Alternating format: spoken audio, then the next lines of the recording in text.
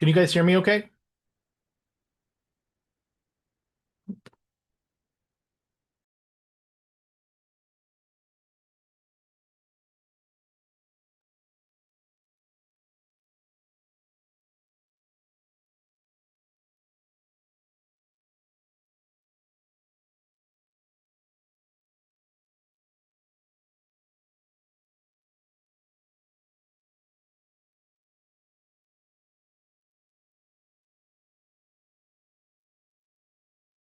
Check 1, 2.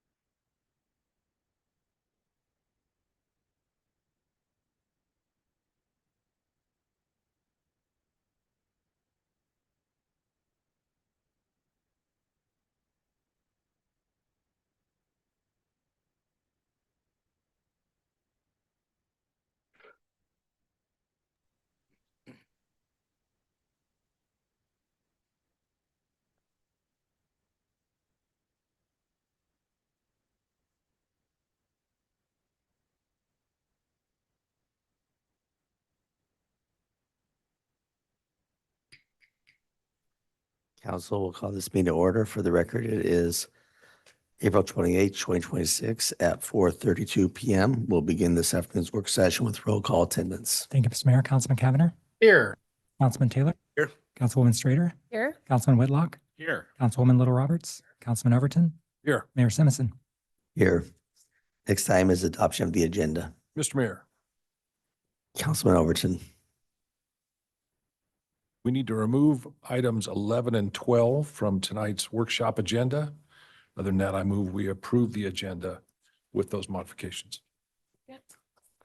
Have a motion to approve the agenda with items 11 and 12 removed. Is there any discussion? If not, all in favor signify by saying aye. Aye. Opposed, nay. The ayes have it. And the agenda is agreed to as amended. Next is the consent agenda. Mr. Mayor, Councilman Overton. I move we approve the consent agenda for the mayor to sign and clerk to attest. Have a motion, a second to approve the consent agenda. Is there any discussion? If not, all in favor signify by saying aye. Aye. Opposed, nay. The ayes have it, and the consent agenda is agreed to. There are no items moved from the consent agenda, so we'll move on to department reports. Our first item up will be our Parks and Recreation Commission update, which will be delivered by Chairwoman Greer when she is ready. If she needs to take a moment to get ready, that is perfectly fine. Appreciate you being here, Joe.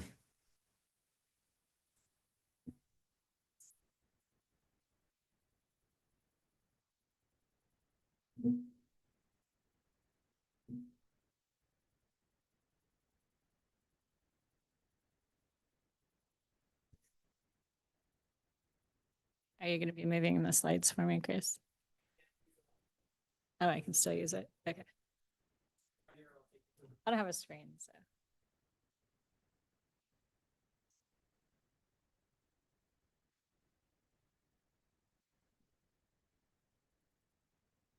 Weird. Good afternoon, mayors, council members. Thank you for this opportunity to present the Meridian Parks and Recreation Commission update for 2026. I am Jo Greer. I am the chair of the Parks and Recreation Commission, and I'm honored to share the progress we have made and our goals for this year.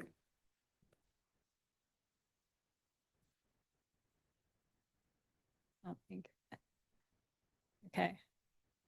Just want to make sure because we might have updated the slide, so I want to make sure.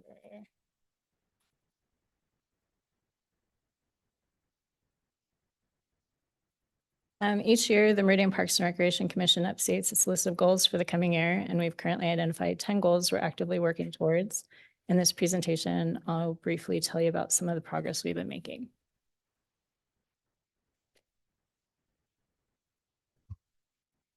Okay. Before we review the goals, I want to take a moment to recognize a very special member of our commission family. Last week, we lost one of our longest serving commissioners, John Nesmith, and John served nearly 20 years, starting in January of 2006 on the Parks and Recreation Commission.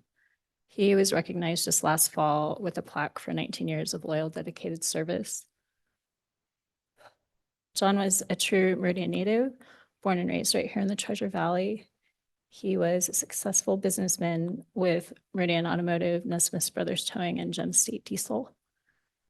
He was also a passionate race car driver, number 11, 3-time late model champion at Meridian Speedway, and a fierce competitor in the regional series.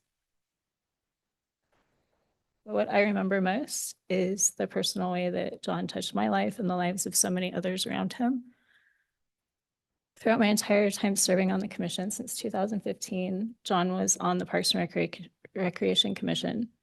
He nominated me vice chair, which follows up with being chair, and was incredibly supportive of my growth and leadership. And before I was on the commission, I was part of the Christmas and Meridian committee, which I'm still part of. So he also sponsored some of the trophies and we had to get sponsors back in the day. So he was helpful with that. He personally mentored me in running a car show for the College of Western Idaho. He helped my son's car repairs, recommending the right shops, and also guided me when I went to purchase a new vehicle, giving me sound advice on maintenance needs and the ability to not be tied to a dealership. He stayed after meetings when I faced many losses, offering understanding and comfort during times of grief. He even asked me to help with the landscape design and some of his site work after he updated his building in the Quonset hut, as you probably all know. He was a person I always look for at every meeting or event, and one I could always visit with. He was my mentor, my comrade, and a very dear friend. And I just never imagined the city of Meridian without a John Nesmith. So he was also actively involved in pathway-related efforts as part of the Parks and Recreation Commission. And he participated in the Meridian Pathways Strategic Advisory work, including the Urban Land Institute panel and presentation on pathways. He also served on the City Impacts Fee Advisory Committee, where he helps review and recommend impact fees to ensure growth pays for its share for parks, pathways, and other infrastructure. So his contributions were significant to many of the accomplishments we're going to be highlighting today. I'm getting through this. Okay, I did. John's steady presence, his practical wisdom, and his unwavering commitment to our community will be greatly missed. And on behalf of the entire commission, I want to extend our deepest condolences to his family and thank them for sharing John with us all of these years. We will carry his spirit forward in everything we do. And while this is my own experience, I know there are thousands of stories like this because he was there for everyone in the same way. That's just who he was. So I was really rattled by hearing of this news. So he was really proud of the work we were doing. And I know that he was specifically part of Pathways. We had committees way back when I started on the commission where we'd have to meet and go over different areas of the city that we were dealing with. And he was on Pathways, and I know that he was part of the signage for the Pathways. So if you see the signs, he was part of that existing. So, okay, moving on. Got through it without tears. That's good. Goal number 1. It is our top priority this year to participate in the design and programming of the new community center. We have been actively involved from the very beginning. I was even on, I think, the original block, whatever what we were going to be doing downtown that didn't happen. Our commissioners have attended design meetings, provided resident feedback, and participated in the groundbreaking. And the project is moving forward beautifully, and we are excited for what this will mean for our community. I just drove by there. Dirt moved, so that's a good sign. It's exciting. And it's been a long time coming. Goal 2 is to support the development of a connected pathway system across the city with special attention to user experience, amenities, and improved connectivity. We are happy to report the progress that we have made so far. Actually, I would have brought some more photos. The pathway section under Highway 16 is now finished. And we just had a pathways tour last week, 2 weeks ago, our last meeting.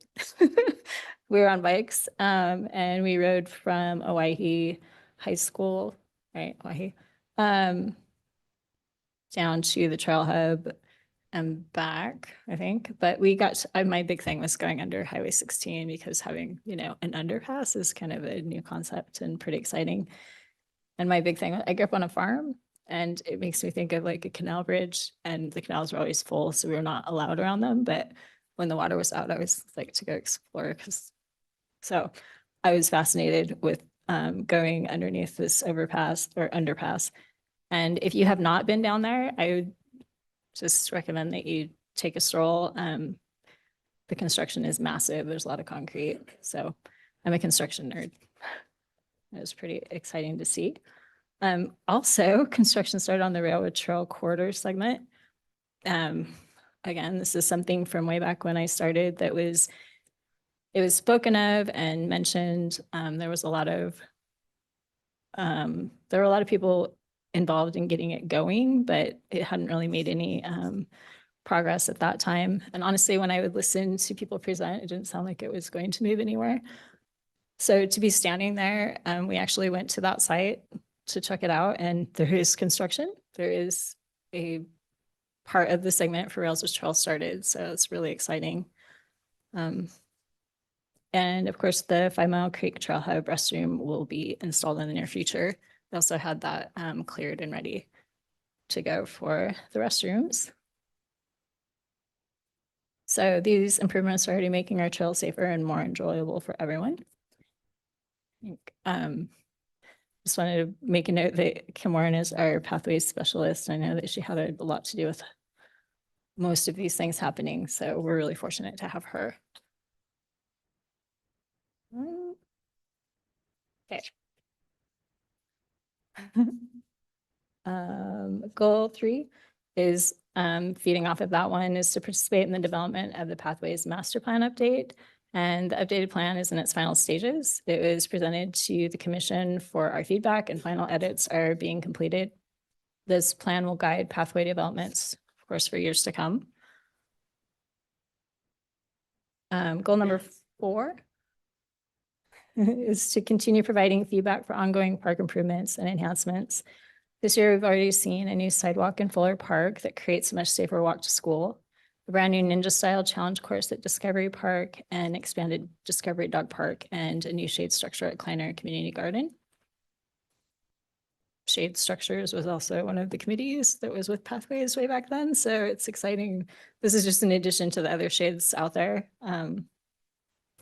So it's, I don't know, it's pretty remarkable to have been here from the beginning of some of these things, just being in the discussions.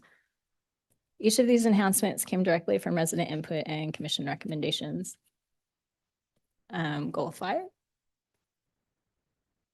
is to partnership with the Meridian Arts Commission to add theming and identity reinforcing art in our parks and along pathways.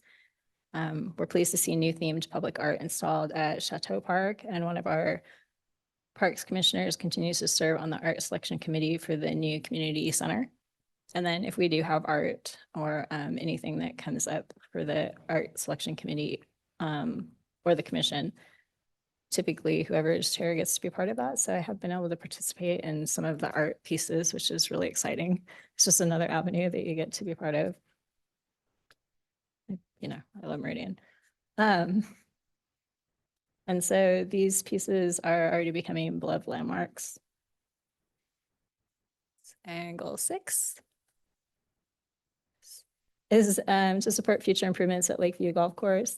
Pond improvements have been completed and on-course restrooms are now installed, and coming very soon is a new wrought iron fence along Black Cat Road.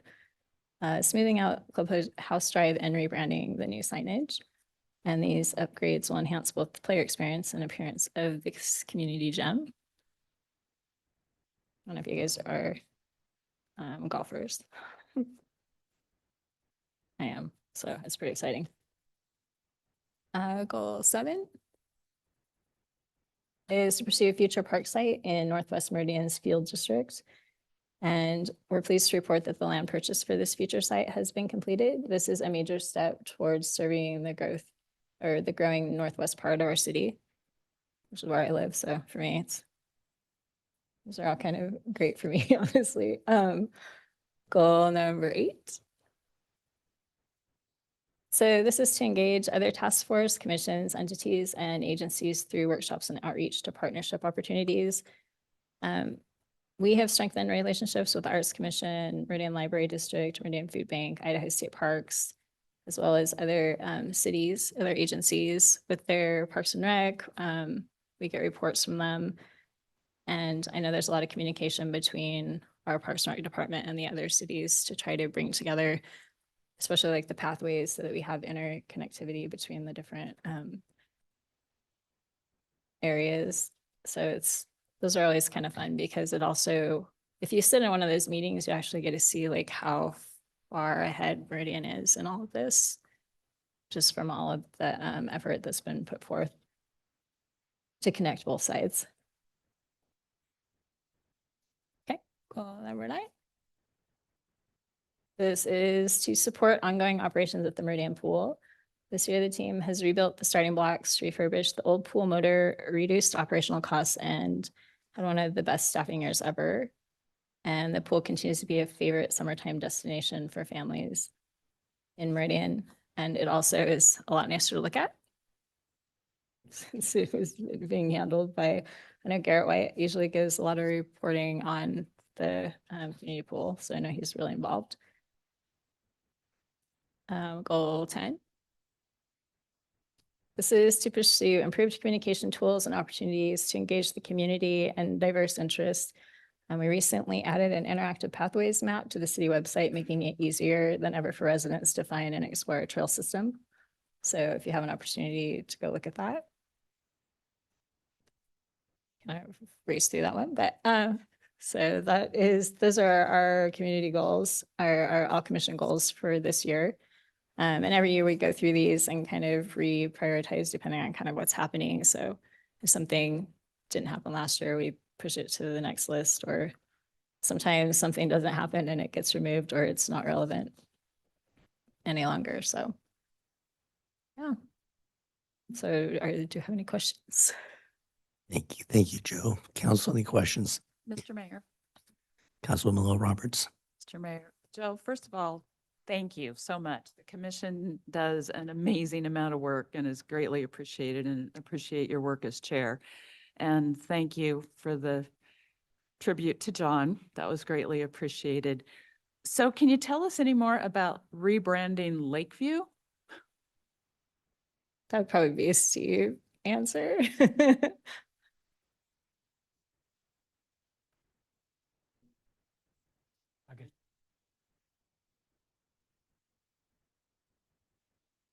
Test, test. Okay.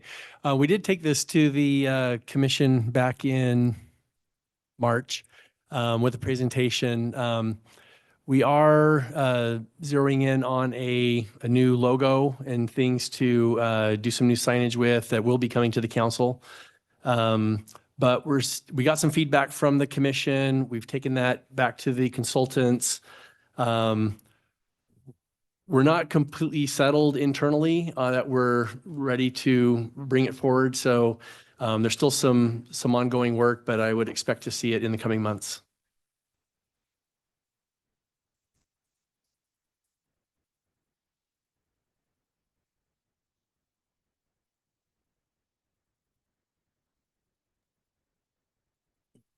Council, any additional questions?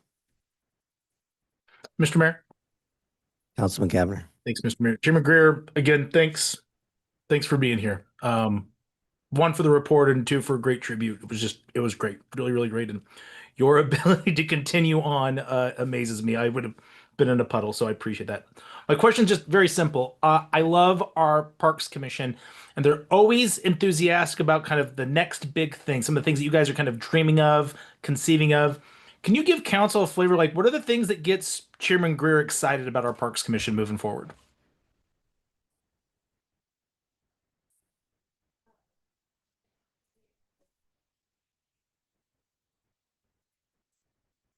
Microphone's not working.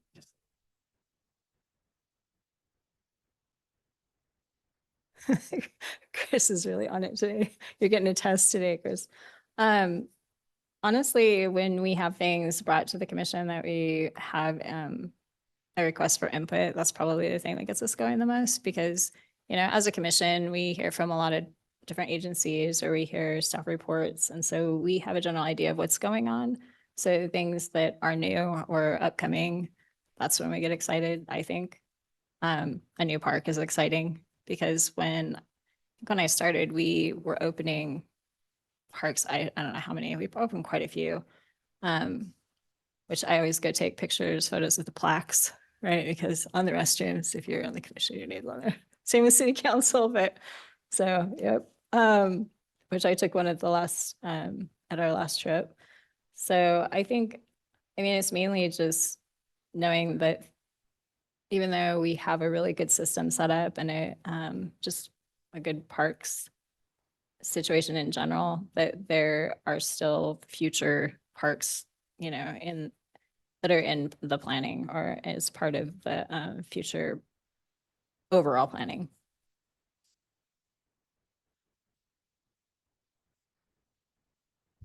Council, anything else? Right.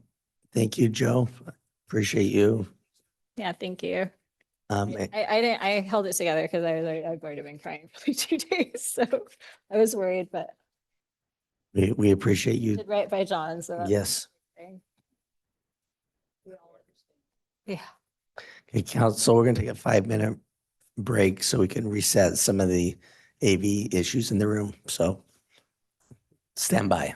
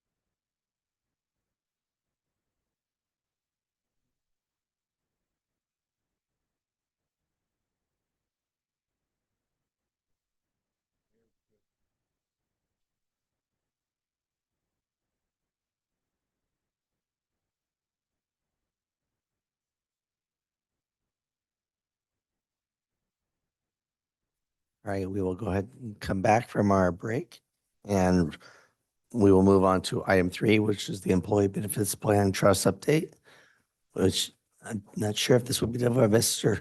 Howe or Christina, or who wants to kick it off? Okay.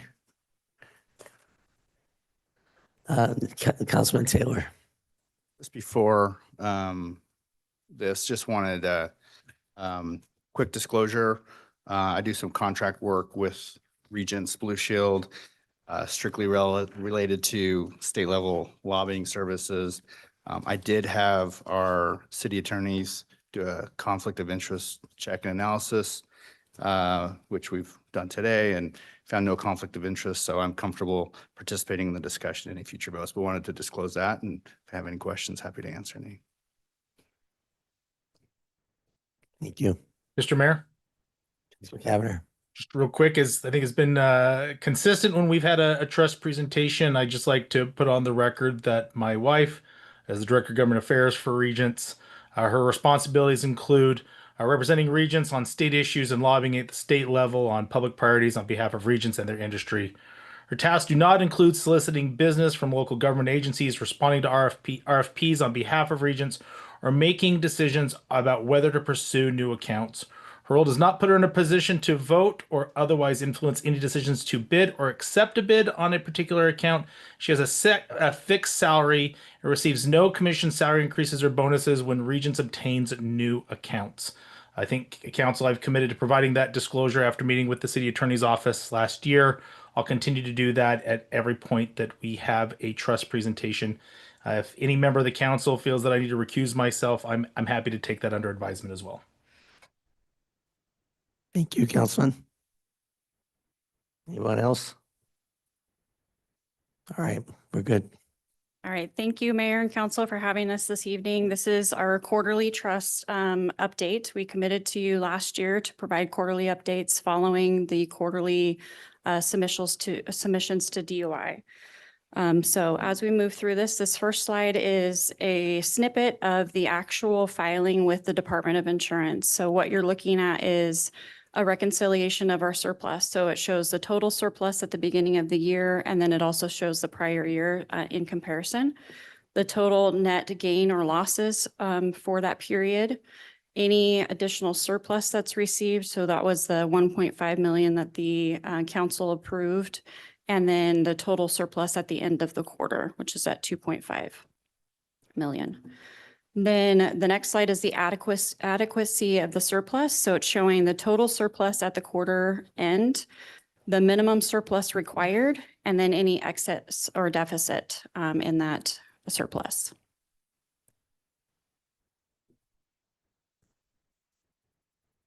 So that's the first update in a while where there's been an excess there. So thank you for working with us last year on that contribution to surplus.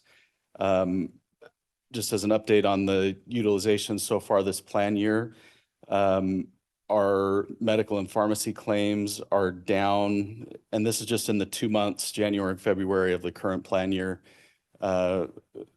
Medical and pharmacy claims are down 15% compared to the 2025 plan year. Medical on its own is down 23%. Pharmacy is up 5.5%. We just have 2 claimants so far in this plan year who have exceeded 50,000. Neither of them have exceeded our stop loss. They're both still under 100,000.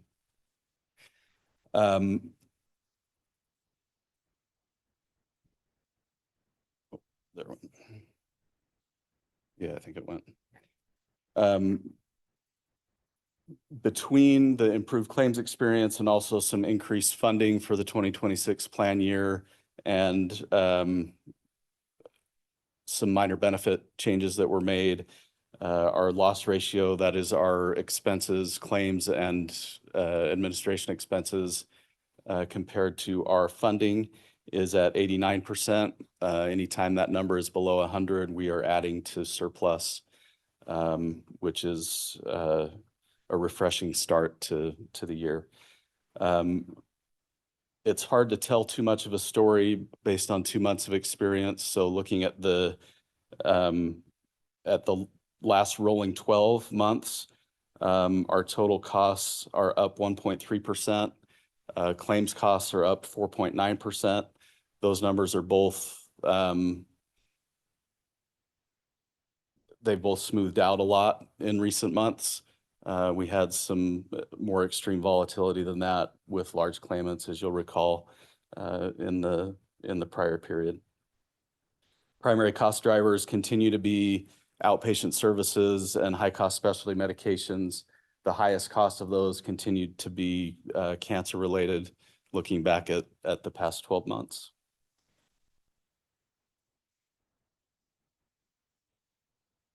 This slide is a summary of the 2025 plan year experience, where our net loss ratio, again, the plan costs compared to our funding, was at 117%,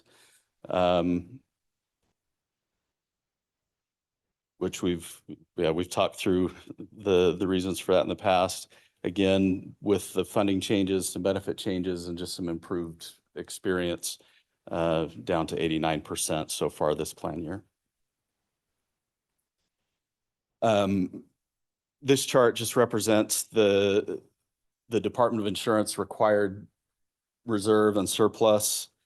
The blue line that for the most part floats above that green shaded area. The green shaded area represents the total required reserve and surplus by DOI.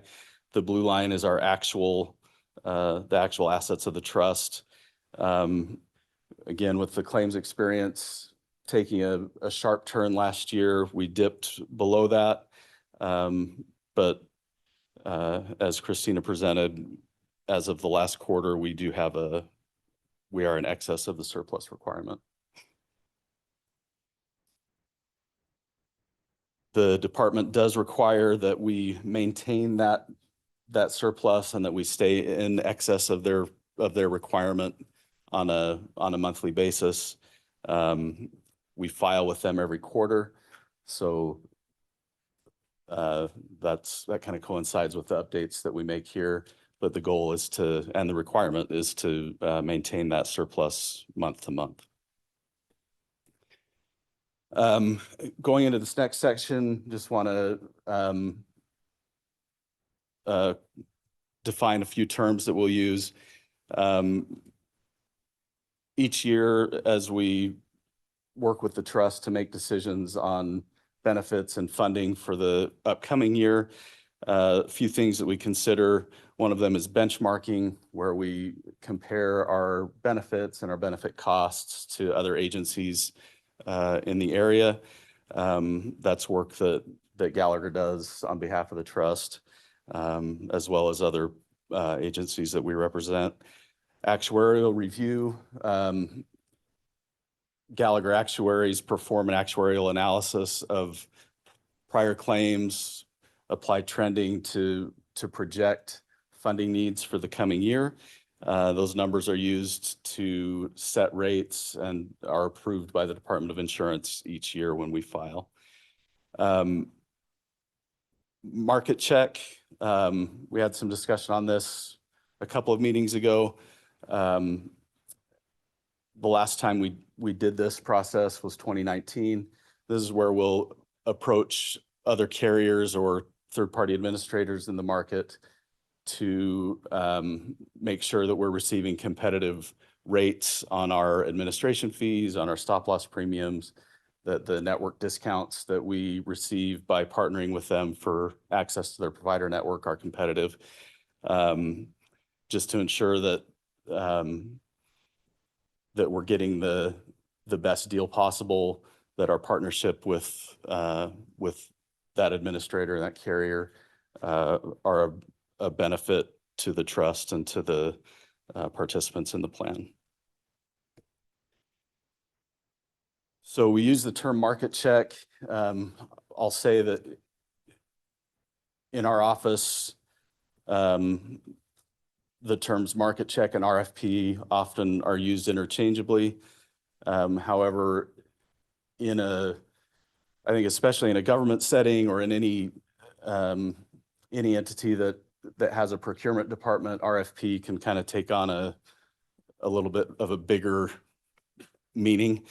And so that's why we kind of distinguish those terms here. When we talk about a market check, we're talking about a process where we approach other carriers in the market to give us the intelligence of an RFP without some of the disruption and cost and risk that can come with what we often think about as a full-blown RFP involving procurement. What the market check does well is testing the competitiveness of the admin fees, stop loss rates, and network discounts that we're receiving. Validates some assumptions on trend and claims performance, allows us to get some benchmarking from the carriers that we talk to. It applies pressure on our current vendors to sharpen pricing if we find that there are other partners in the market that are willing to be a little bit more competitive. And it targets those specific levers of stop loss, pharmacy benefit management, third-party administration fees, instead of opening up the entire contract. Those three in particular are where we find all of the savings to be driven through the process. Again, that full-blown RFP that we often think about, especially in a government setting, that formal procurement and public bid process can invite proposals from vendors that aren't realistic options in our market. The rules of that process often limit the ability to interact with vendors throughout the process and have meaningful dialogue and questions and negotiation throughout the process. Creates lengthy questionnaires, administrative work on issues that our team already understands. And lastly, with the trust being a separate entity from the city, a procurement style RFP is typically not the best fit for this kind of review. So our plan, I think, is to move forward with a market check where we do request proposals from those vendors, but with that more focused, efficient, data-driven process that's typical of us with our clients. Through that process, we can demonstrate due diligence. We'll work with our actuaries to validate results and projections, and get the most competitive rates that are available in the market through that process without some of the unnecessary disruption of the full-blown RFP. So our plan is to complete that market check over the next month and use the results in the projections that we'll be making this summer for the 2027 plan. Anything you'd add, Christina? Any questions? Thank you. Council questions? Councilmember Schrader.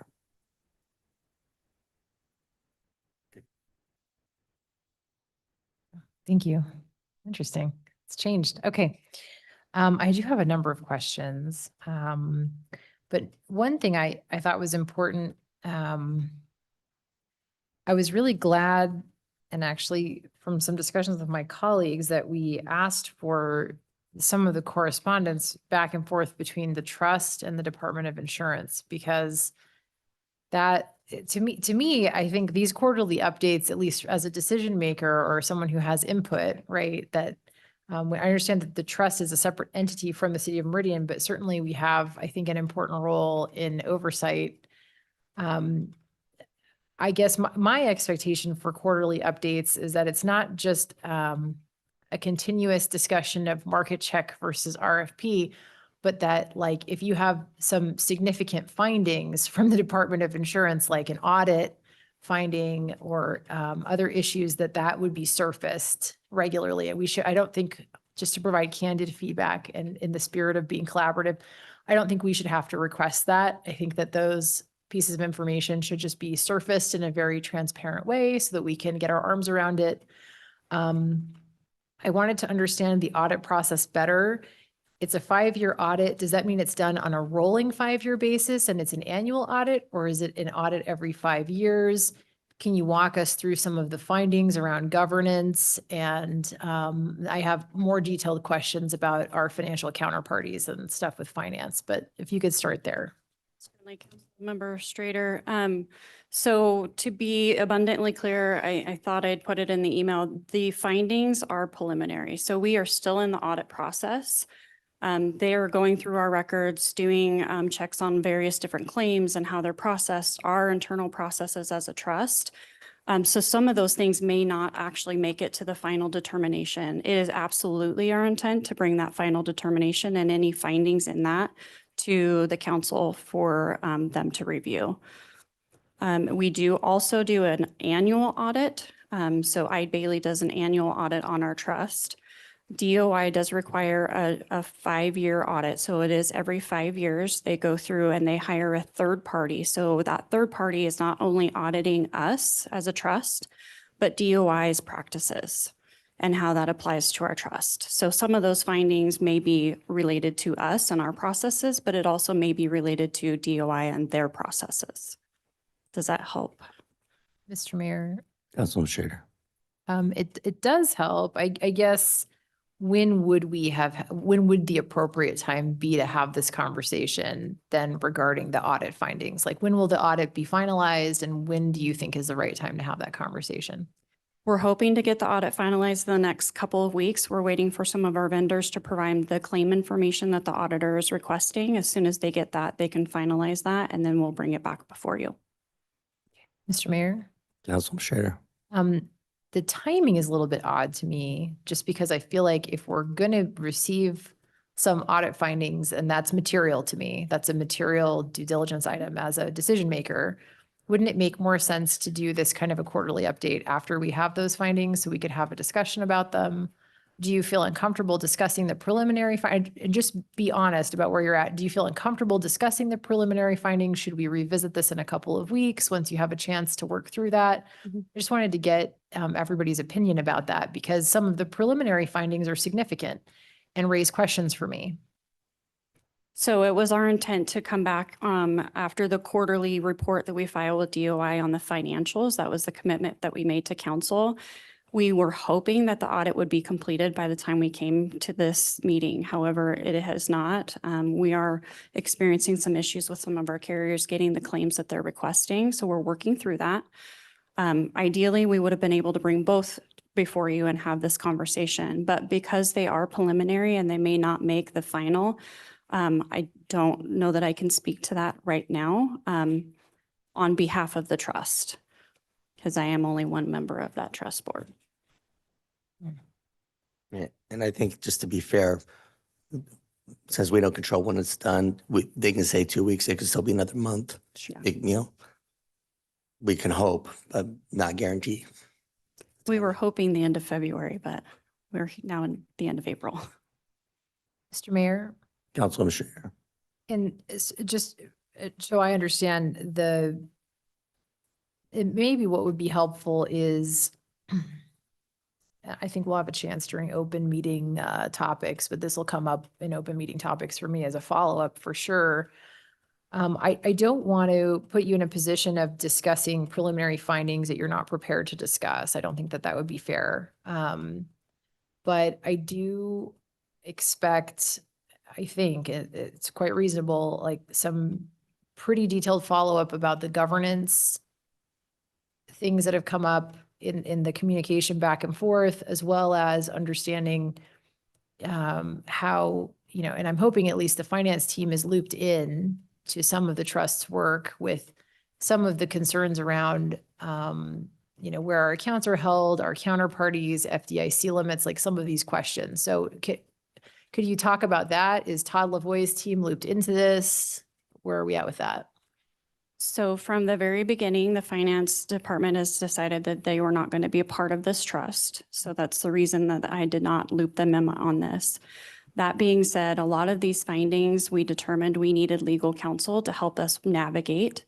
Unfortunately, about 6 months ago, our trust legal counsel left us. And so we've been in the process of finding new legal counsel who is actually here today, Alan Bosch. So as we get that counsel on board, now we can start to address some of these findings and absolutely will bring, whatever resolution that is back to council.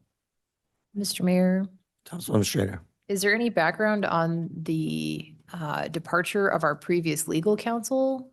Was that for any specific reason? I hope it's not because of us. Like, I just want to make sure I understand the background on why our previous legal counsel is not supporting that. Councilman Airy. So we had a disagreement with our on the billing question. Bill, your microphone. Sorry. I don't think your microphone's on. There's a new system, sorry. There we go. I thought I had him on. Mr. Members of council, Councilmember Schrader. So we had a disagreement with our prior counsel over a billing issue. And he sent us an email saying, I'm going to step away and separate from the trust. So that's why we've been in the process. We just hired Mr. Bosch at our last meeting. So he's been on board with us now for a few weeks. And so he's aware of some of this. He was at our last meeting. He's aware of the questions that were raised by the Department of Insurance that they needed answers to, which we've provided. So he's been involved for the last few weeks with us. So. Mr. Mayor? Councilman Schrader. Just to react to all of that, I think it would be more appropriate to have this discussion in a couple of weeks when we have a better sense of the audit and can ask follow-up questions. I think that that's really important, and I'm happy to take this offline with you all. Yeah. I would like to still discuss it with the finance team. I understand that they've opted out. I don't know if they're allowed to opt out from things like this, but we'll definitely want to chat with them as well and get their take on a couple things. Thanks. That's it for me today. Okay.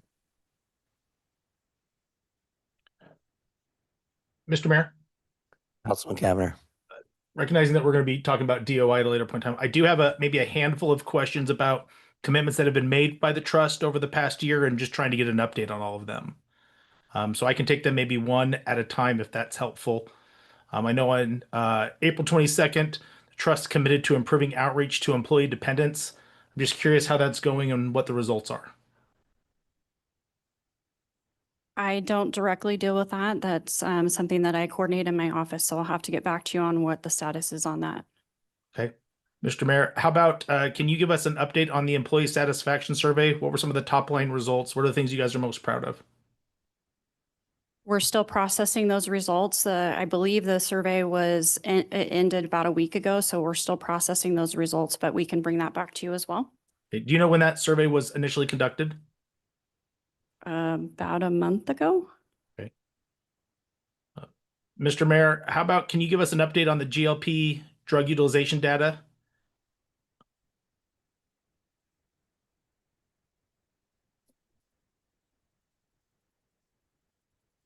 Yeah, I'm just flipping to that information in our latest report.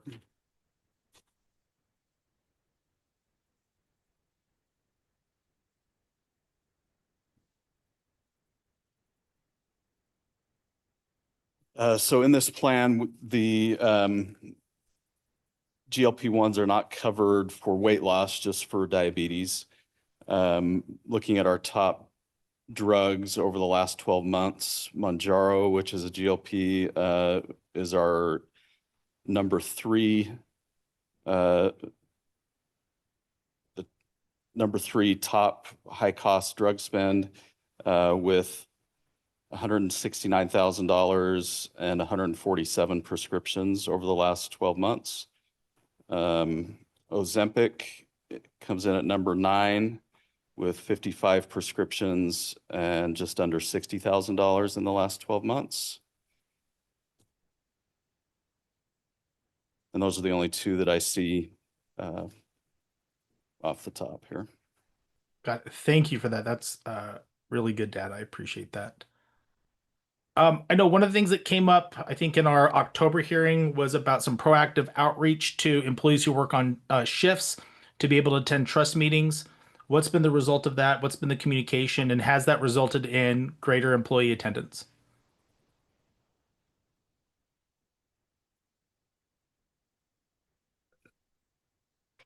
Mr. Mayor, members of the council, I guess I'm not totally sure what that commitment was. I mean, we do notice all of the meetings, but I don't know. We don't, Yeah, I so- don't, we didn't do anything more than that. I don't know what other, I don't know other, I don't know. We've never discussed what else we would do to reach out to that. So I don't know. Mr. Mayor, in the January 24th meeting, so council, for your benefit, through a course of actions, I spent a significant time going through all the minutes today. And what came to me is a handful of, I think, of commitments that had been made to the council that either they occurred and they just weren't circled back on, or maybe didn't happen. So, Mr. Mayor, and it's okay, I wouldn't expect you to recall almost a year ago, but during the June 24th, I think it was Council Member Little Roberts inquired about being able to support employees that don't work a traditional 8 to 5 for their ability to participate and attend. And I think you and your office committed to doing some proactive outreach to find a mechanism to support those employees who work on shift work. And I'm happy to highlight that and send it to you offline. I just was going through the list and trying to keep track of all the bouncing balls in terms of commitments that have made that I likely have occurred, but we just maybe haven't been informed about them.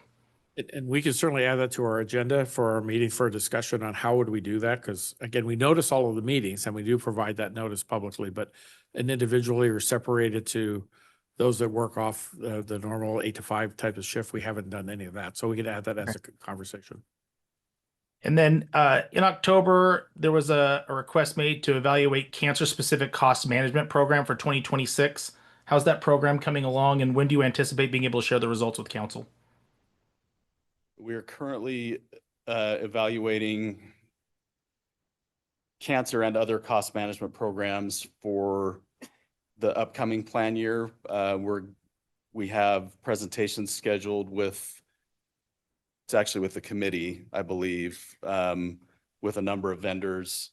So we should have updates on those presentations over the next month or two.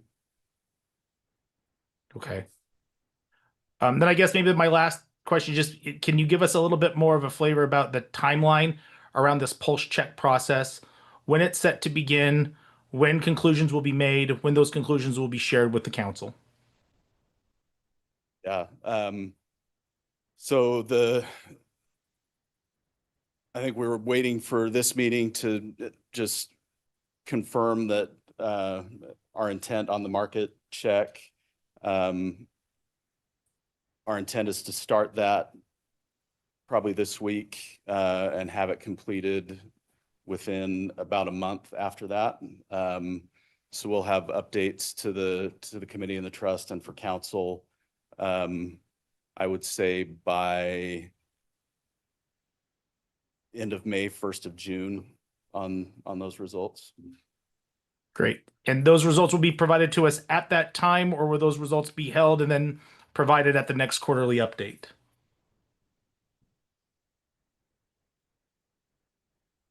I would ask what the council's desire is. I'm happy to provide that information as it becomes available, or we can hold off until the next quarterly meeting. That being said, we expect the audit to be done soon. And so we could couple it with that if the timing's right. Mr. Mayor, just Councilman Cavanagh. my quick response on that is I think timeliness should be the default, particularly related to the findings from the Department of Insurance. I would hope that when those results are received, that those are sent to the council immediately, expedited. Likewise, when it comes to the pulse check and whatever recommendations the trust is looking to follow through on, I think those should be shared with the council immediately, especially because that will have a budgetary impact as we move into the budget season. I would hope that we are, again, defaulting to expediting this information in a very transparent and expeditious manner to the council. Well, I can speak on behalf of I think the trust understands that this is one of two major issues impacting this budget. And the budget, when it gets delivered to council, will be scaled because we won't have the answers to these questions going into when a budget book would need to be printed with information.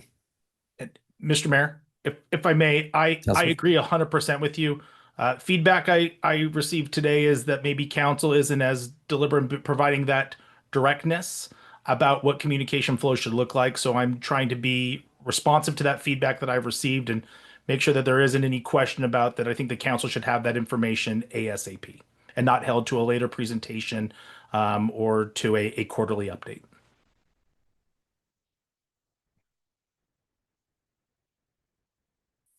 Council, any additional questions at this time? Okay, thank you very much. A clarifying question. yes. So when we provide that information, is it just simply sending an email to council? Do you want it on the agenda? What format would you like that in? Both. Sorry, Mr. Mayor. Mr. Mayor, I think that this is a matter of the public's interest as well. So certainly an email to the council, but that being included as part of the agenda packet for the public to be able to review is, to me, a best practice. Thank you. Mr. Mayor. Council Schrader. I think it would be good for us to have an in-person meeting. I mean, I think we can all discuss offline with the city council president and the mayor about future agendas, but it feels to me like this is a pretty normal process, like in the sense that we're in some growing pains because we've established a newer entity and a new approach, and it's been a couple of years, but I think we're having some growing pains that are pretty normal, but that are important around our governance and how we're managing the financials in the trust, and just a lot, kind of a combination of factors that make it so that it would be really smart for us to have a meeting. I think when those audit results are ready, and hopefully around the same time, you have this market update kind of feedback. Maybe we could just have a discussion on an agenda. That would be my suggestion, just so we could really get our arms around it. It's not about, I just want to kind of reset it. For me, at least, it's not about, you know, we all have things you can improve, and the city of Meridian is indirectly responsible for this entity. And it's hard because we don't govern it directly. We govern it indirectly, creates some frustrations and some challenges, but I think it's still really important that we get our arms around these things as a team. And it's not about blaming anybody, but it's really about, I think, accountability and transparency, and just we're all going to level up together. But it's very obvious to me, at least from just the preliminary communications, that we have things we can improve, and that's a great opportunity. So I think having an in-person meeting is a great idea, and hopefully we'll have time to add it to an agenda. I know things are really busy, but that would be my suggestion. Okay, well, we'll see you back at some point in time in the near future when we have information to share. Great. Okay. With that, item 14. Mr. Mayor. Mr. Mayor, do you want to Oh. take the exec session now? Mr. Castleton's here, or we can do it at the. That's what we're doing. Okay. Councilman Overton. Mr. Mayor, I move that we move into executive session per Idaho Code 74-206 subsection 1F. I have a motion, a second, to go into executive session. Is there discussion? If not, clerk call the roll. Thank you, Mr. Mayor. Kavanagh. Aye. Kaler. Aye. Strader. Whitlock. Aye. Little Roberts. Overton. Aye. All ayes, motion carries. We'll go into executive session.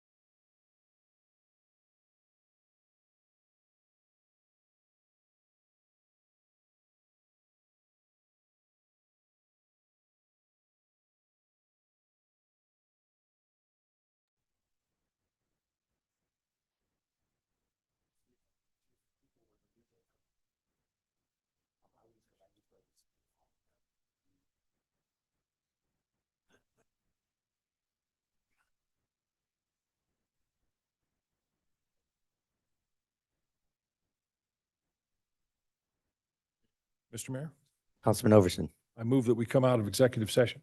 Second. Have a motion second to come out of executive session. All in favor, signify by saying aye. Aye.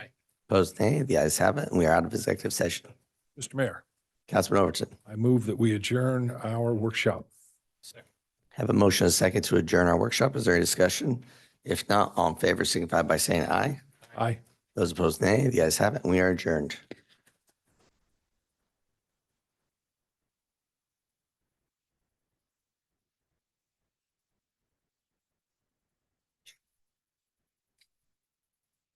Council will call this meeting to order. For the record, it is April 28, 2026 at 6:37 PM. We'll begin tonight's regular city council meeting with roll call attendance. Thank you, Mr. Mayor. Councilman Cavanagh. Councilman Taylor. Aye. Councilwoman Strader. Here. Councilman Whitlock. Here. Councilwoman Little Roberts. Councilman Overton. Here. Mayor Simpson. Here, and Mayor Little Roberts just entered the room. Okay, with that, we will move on to the Pledge of Allegiance. Could all please rise and join us in the pledge?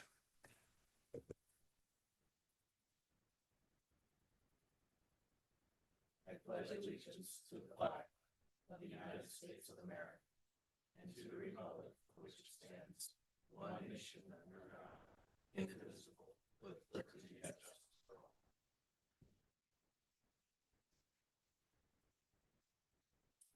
Okay, we do not have a community invocation this evening, so we will move on to adoption of the agenda. Mr. Mayor, Councilman Overton. move that we, on tonight's agenda, we're going to vacate item number 3. And also we're going to vacate the executive session item number 5. With that, I move with the agenda. Second? Have a motion and a second to approve the agenda as amended. Is there any discussion? If not, all in favor, signify by saying aye. Aye. Opposed, nay. The ayes have it, and the agenda is agreed to with those changes. Next up will be proclamations, which in case you can't tell by my voice, I will not be delivering them tonight, but we will turn to Council President Overton to once again come in on the proclamations. I've heard he's done an amazing job over the last 2 weeks, so I have no doubt tonight will be just as awesome.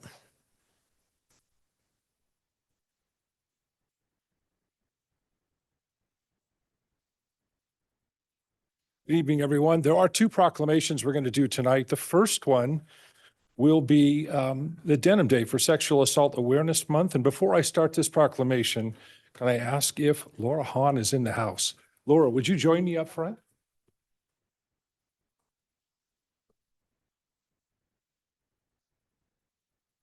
Saying Laura Hunt's in the house. That's So right. nice How to about that? Introduce me. Laura, what I'll do is read the proclamation and then we'll can stand for pictures if you'd Great. like, and then let you have a few comments afterward. Thank you. I appreciate that. Okay.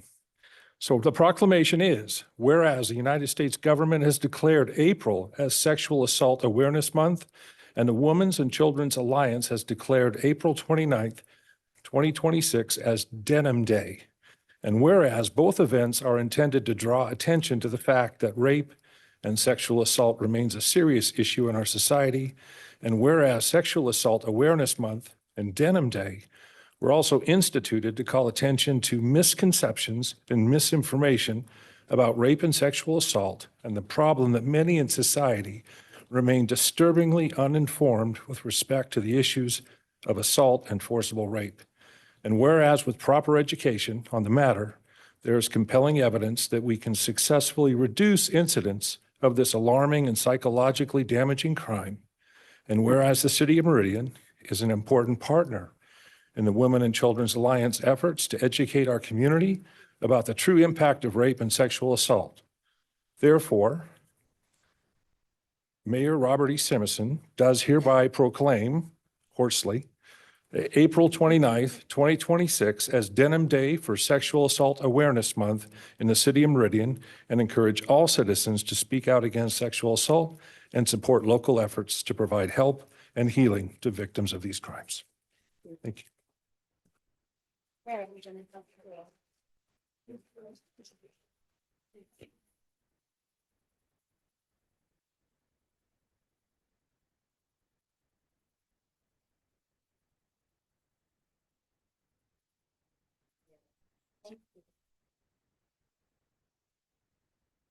Thanks very much. I just wanted to say thank you so much for this support. It means a lot to us. My name's Laura Hunt and I'm the new CEO of the WCA. I am 3 weeks into this role, so it's quite exciting, but Denim Day is a really important day for us. It's tomorrow, so if you are in a position to wear denim, that would be a really great thing to do. But thank you so much to the City of Meridian for your support.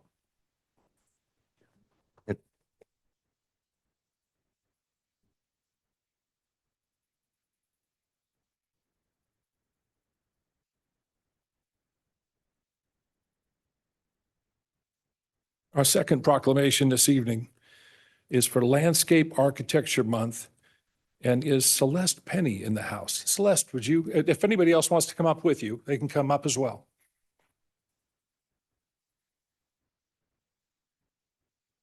So I'll read the proclamation and let you have a moment to speak.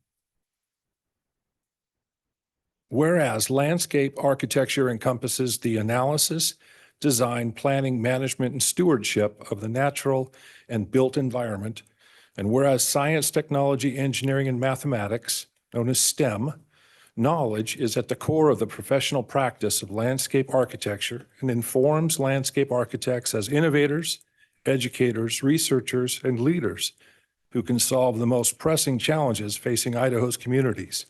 And whereas licensed landscape architects play a critical role in transforming ideas into places that endure, ranging from parks and schoolyards to waterfronts, commercial sites, and natural systems. And whereas the 2026 theme of landscape architecture in action emphasizes the vital role of these professionals in providing nature-based solutions to manage stormwater, reduce risk, and increase access to high-quality outdoor spaces. And whereas Meridian's economy benefits from licensed landscape architects through the creation of inviting and safe places for the public, residents, and tourists alike, while simultaneously protecting the environment and associated ecological systems. On behalf of Mayor Robert E. Simison, I do hereby proclaim April 26th as Landscape Architecture Month in the City of Meridian. Encourage all residents to recognize the contributions of landscape architects in shaping our community for the future.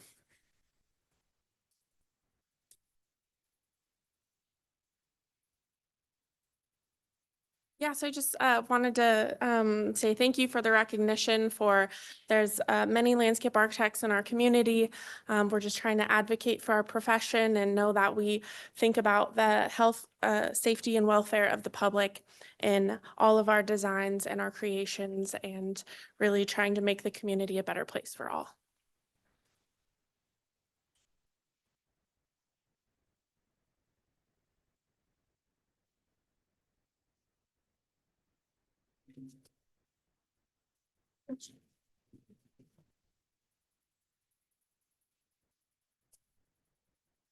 And to the whole audience, thank you for bearing with us as we wrapped up that last meeting. We appreciate you sticking around for the proclamation and our upcoming action items.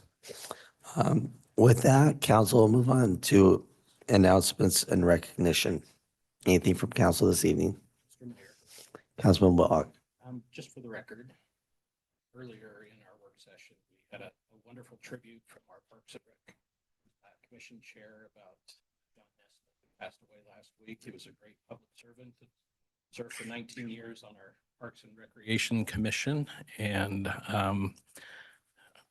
as part of this meeting and the official record, I'd like to recognize his passing, as well as maybe take a moment for personal privilege and talk about another public servant who has passed away, who was a friend to Meridian. I had the opportunity of working for Governor Kempthorne for 15 years, started with him when he was mayor of Boise, and he worked very closely. As I walked in today and looked at the pictures that are on the wall, he worked closely with Grant Kingsford and Bob Corey and Mayor Tammy, and in all of his different capacities as mayor, as senator, and as governor. And I can tell you he had a love for not only Boise, where he was mayor, but this community as well. You could tell by the friendship that he had with Mayor Kingsford at the time. Winston Gehring over in Nampa, Pete Coles, who was mayor in Caldwell. There was great synergy among local leaders in this community. And I was proud to witness that, to have front row seat to a lot of the good things that happened that made the Treasure Valley the treasure that it is today. The last conversation that I had with Governor Kempthorne was sitting out here in the parking lot before a city council meeting. And he asked about you, asked about how you were doing, asked how the city of Meridian was. And that was still on his mind these many years later after concluding his public service. I think he was proud of you. I think he's proud of this entire council. I think he's proud of public servants who day in and day out try to make life better for the constituents that we serve. So I would just like to recognize and get on the record my appreciation for a good man who worked hard for all citizens in the state of Idaho and helped make Idaho and Meridian and all the communities in Idaho a better place to live. So thank you for that opportunity. And I will just second everything you just said, and I won't try to add anything to it. Council, any other announcements this evening? Okay, and then with that, Mr. Clerk, anyone sign up under public forum? Mr. Mayor, yes, McKenna Marshall.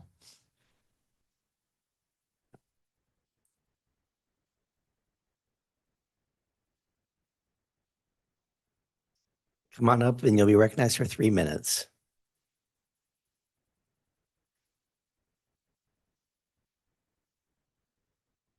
Hi, I'm McKenna Marshall. I'm an IB anthropology student conducting my internal assessment, trying to answer the question, how does Meridian's environment influence its city council's response to water shortages to ensure sustainability? Do I have your permissions to use your responses as part of my research, or do you have any questions?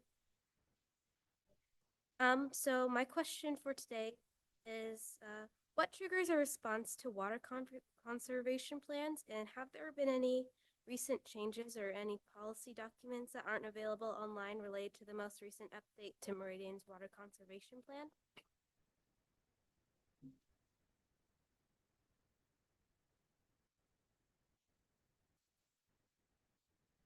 I'm not sure how to answer this one, Mr. Neri. I mean, the public forum, we generally don't reply.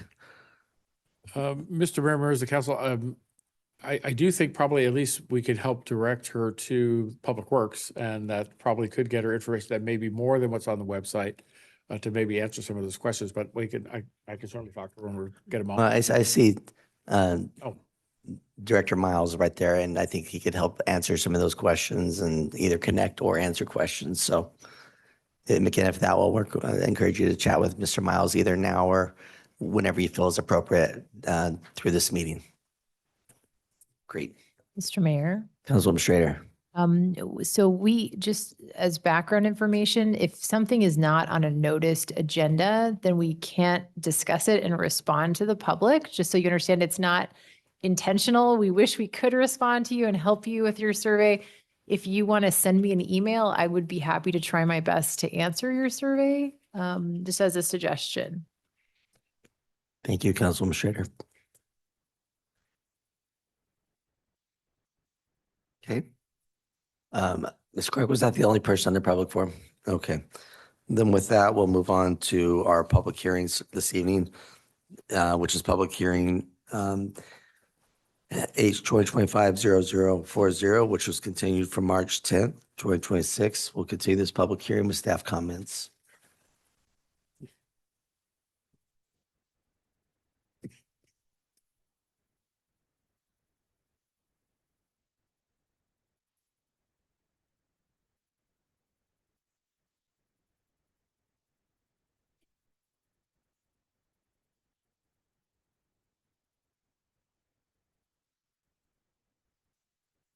Good evening, Mayor, members of the council. The next item on the agenda is the annexation for Rolling Hills.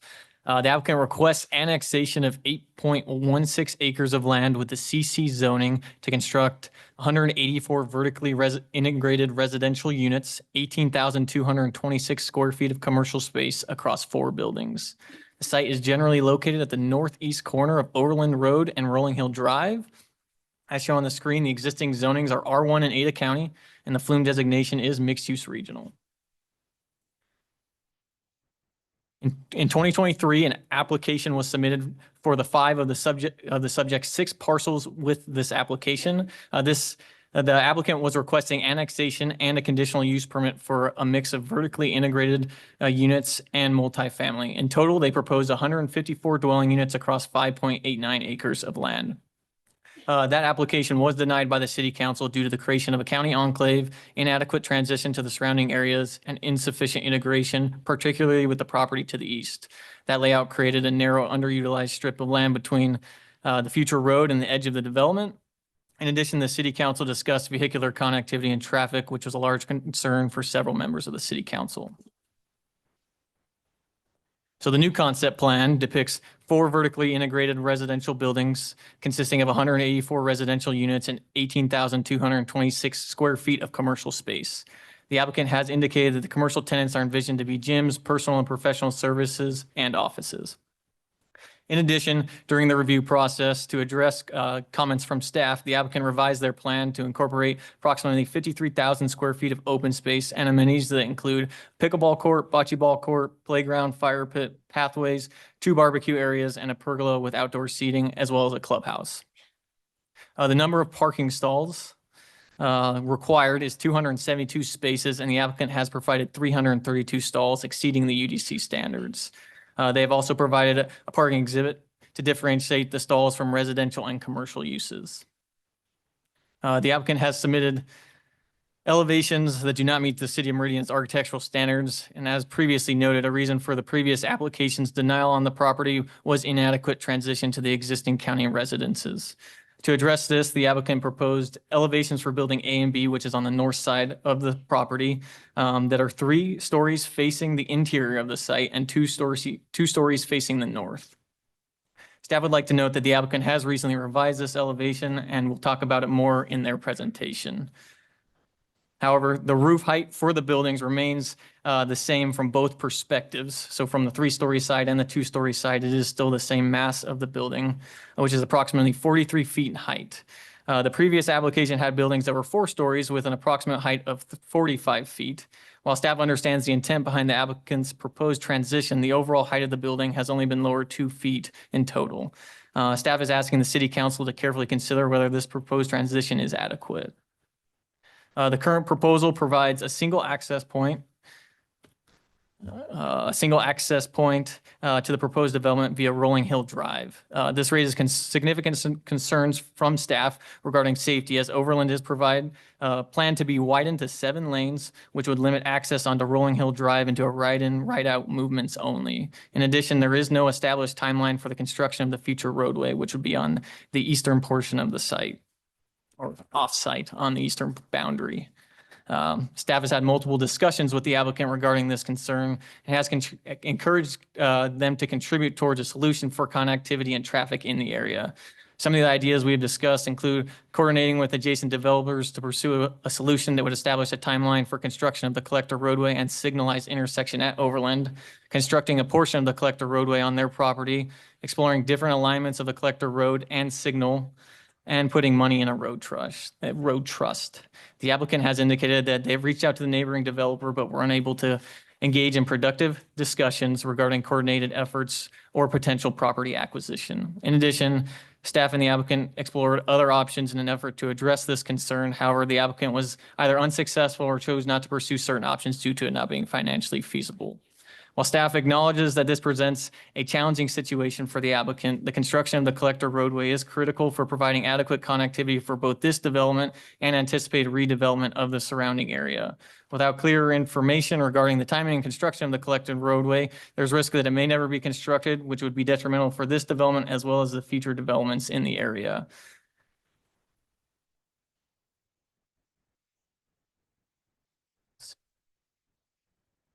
In addition, the current design raises concerns about its lack of connectivity to the adjacent property to the east. Instead of fostering continuity, the proposed layout creates a physical and functional barrier between this development and the future collector that would hinder the integration with the surrounding property and collector roadway in the future. This was another reason for the previous application being denied. At the Planning and Zoning Commission hearing, 4 citizens testified in support of the project, citing private property rights, need for additional housing, low vacancy rates, and allowing the county subdivision to redevelop similar to the surrounding area in the much broader area.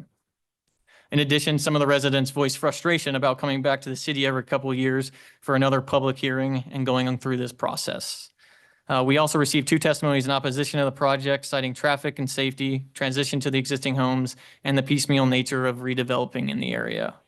As mentioned in the staff report, staff is supportive of the proposed land uses within the broader mixed-use regional area. However, large concerns still persist regarding the project's timing and integration with the surrounding area. As a result, the commission and staff are recommending denial due to safety concerns regarding access, a lack of transition to the county existing county residences, a lack of integration with the eastern property and future collector roadway, and not having a clear timeline for when the collector roadway and signalized intersection at Overland will be constructed.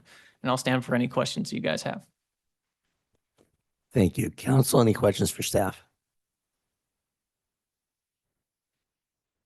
Okay, would the applicant like to come forward?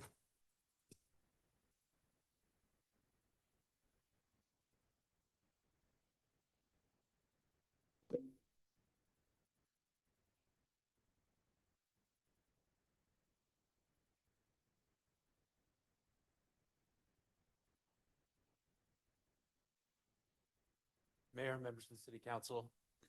Mayor, members of the City Council, my name is Josh Leonard from the law firm of Clark Wardle. Our address is 251 East Front Street, Suite 310 in Boise, 83702. We represent Assemble Management and its Rolling Hill project.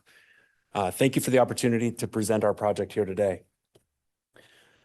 As I'm sure you already know, and as from listening to the staff report, our applications have been given a negative recommendation by both staff and by the Planning and Zoning Commission. We believe those recommendations were undeserved, and we're here to try to tell you more of the story about our application. Our goals tonight are first to tell you that story, second to help you understand a little bit about the context of our application, and third, to give you some reasons to approve annexation of our project. As a quick timeline of the property and its development, a previous annexation application for a different project was on some of the same property was considered by the city in 2024. And in a few moments, I'll talk a little bit about that 2024 project, again, which staff mentioned was not approved. In 2025, our professional team took lessons from that 2024 application and applied them to improve the proposal that's before you tonight.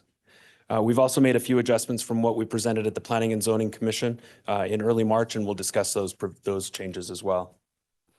As mentioned by staff, this property is located on Overland Road and Rolling Hill Drive, just south of Alquist's Eagle View Landing project. The subject property is shown in green near the bottom of this aerial image. As I mentioned, the 2024 iteration of this project got a recommendation of denial from the Planning and Zoning Commission and then was ultimately denied. The 2 big reasons for that, first, that one parcel was not included in the project, so annexation of the other parcels created an awkward county enclave, and I'll show you an aerial on that in just a minute. Second, the proposed 4-story buildings of the project created an abrupt height transition to single-family homes to the north. We've fixed that with our new application. As I mentioned, this aerial shows the 2024 project area in green and the omitted parcel in pink that would have created that awkward county enclave. This slide shows the concept plan of the 2024 project, again with the pink omitted parcel. And here are the 2024 project and the current project side by side. 2024 project obviously on the left with the current project being on the right. As you can see, we've gotten that last parcel under contract, so there would no longer be an enclave left in the county. We've also changed the design of the project and of the buildings, especially along the north side of the property, to step down to meet that north property boundary. As you can see on the right, on the left, the 2024 project consisted of 3 4-story buildings. The current proposal keeps 4-story buildings on the south end of the project, adjacent to Overland Road, but puts descending 3-story and then 2-story buildings along the north side of the project. And while I'm on this slide, I want to mention the ways in which our project exceeds some city requirements. We have 60 more parking spaces than are required. We've overparked this project. We have 76 more bike parking spaces than required. Vertically integrated projects in the city typically are not required to include open space, but we have 53,000 square feet of it. And although vertically integrated projects are not required to have amenities, this project will include significant amenities, including a clubhouse, a pickleball court, outdoor seating, a pergola, a fire pit, an outdoor kitchen, lawn areas, a playground, a bike repair station, a fenced dog off-leash area, and a community pathway. One of the things I wanted to address is the fact that our height only dropped, the height of the top of the building only dropped 2 feet. One of the things that we noticed on site is that the topography of that area is such that there's a gradual descent from neighboring single-family existing homes down to the project area. In fact, the closest homes which are about 270 feet away would look straight across into the second floor of the proposed project, meaning that although the proposed project did only drop 2 feet, by lowering that, there's a better privacy screen there, people not looking down from a third floor into adjacent properties. We also responded to neighbor comments. Neighbors in single-family homes that are to the north requested more visual screening. We added some transitional landscaping elements, and particularly along the northern edge of the property, we added some fast-growing evergreen trees, which was a direct response to a particular neighbor's concern and comments. We also included additional open space in the project, and we had a shade study performed to resolve a neighbor's concern that the proposed buildings would shade neighboring properties.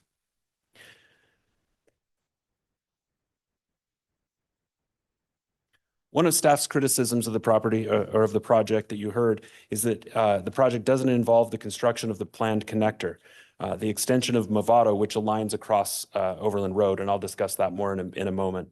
As you can see here, though, the proposed project does include the dedication of significant right-of-way, both for the planned future widening of Overland Road and for the portion of the future Movado collector extension that is on the subject property up on the top right-hand corner there. I want to talk a little bit about traffic because the staff report implied, and not just implied, flat out said that putting traffic on existing Rolling Hill would cause a safety concern, and we strongly disagree.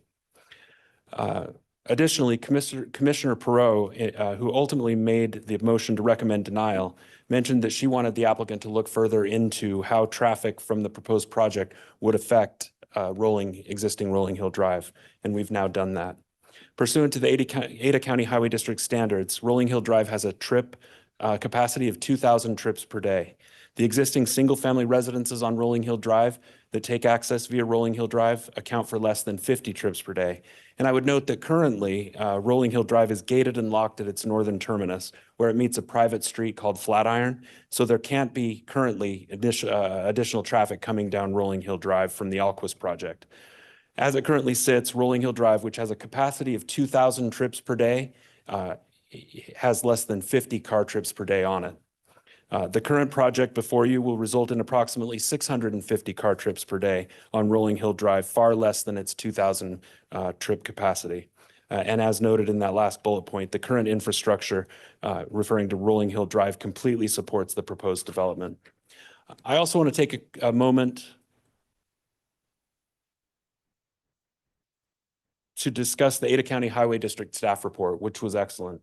The only problem with the report is that the Planning and Zoning Commission didn't get to see it. It wasn't included with the staff report. The staff report only included the first page of that Ada County Highway District staff report. On the left is the first page. On the right of this slide is the full report, 18 pages. And I want to highlight a couple of those pages that were omitted when it went to the Planning and Zoning Commission. The first thing I wanted to note is on this page 7 from the Highway District staff report, it states, to accommodate the future construction of the collector and as a part of a future development application, the applicant should be required to dedicate right-of-way at the site's northeast property line as shown on the site plan below. Then looking at the image that's included in the ACHD staff report,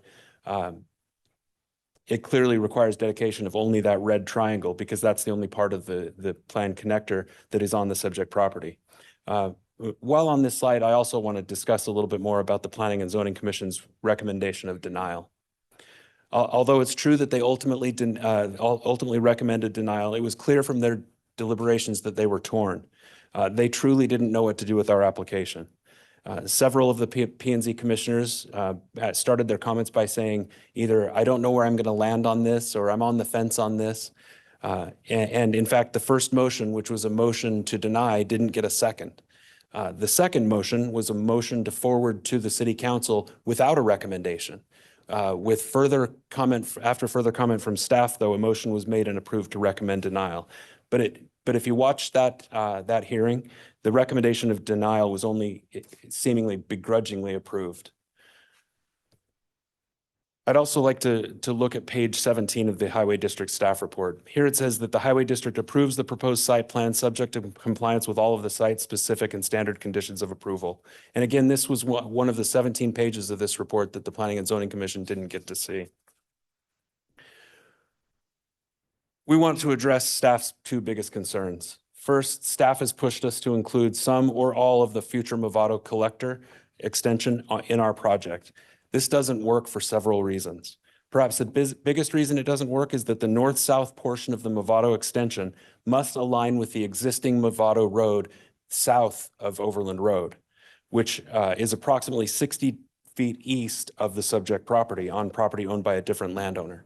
As staff noted, we tried to engage that landowner in a dialogue about potential collaboration on the road. We even offered to purchase that property to be able to build that road there, but that owner would not engage with us.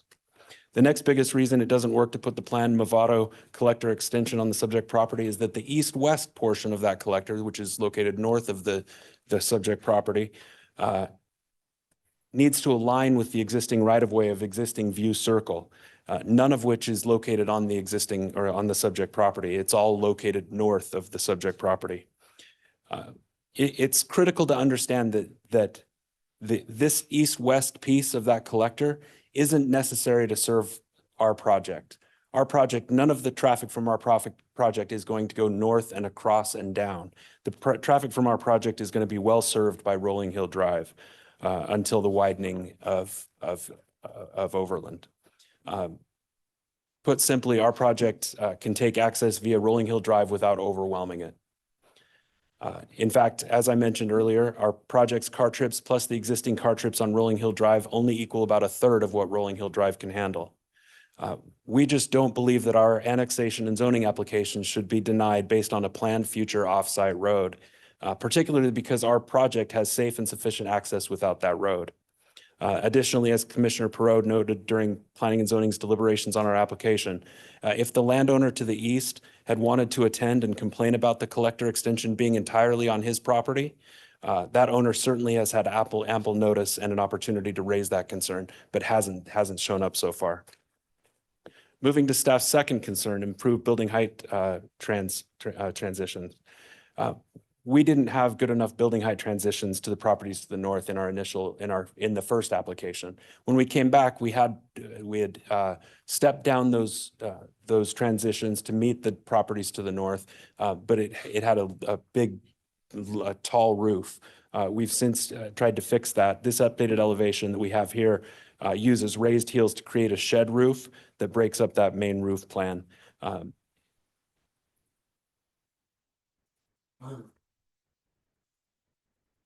This project is important, and although it's just an annexation and initial zoning, it's important to this little area. This little 6-parcel assemblage could be considered the keystone that will enable redevelopment of this entire county enclave.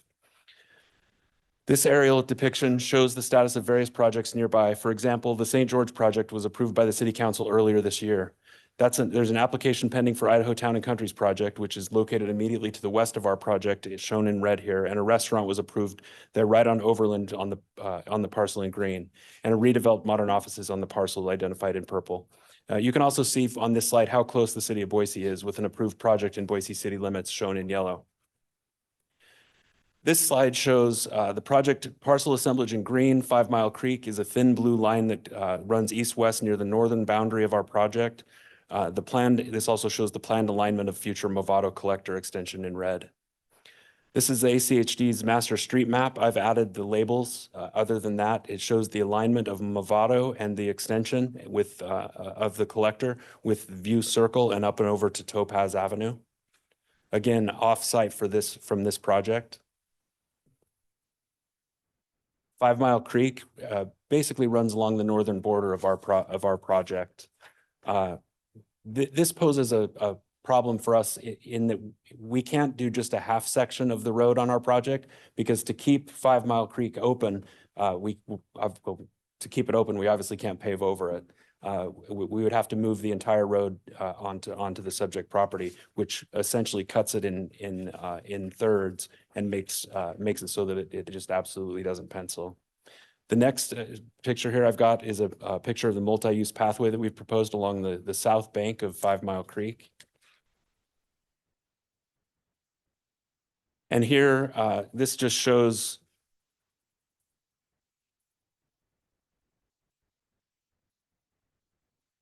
actually, I want to stop on this slide for just a minute. I've only got about 20 seconds.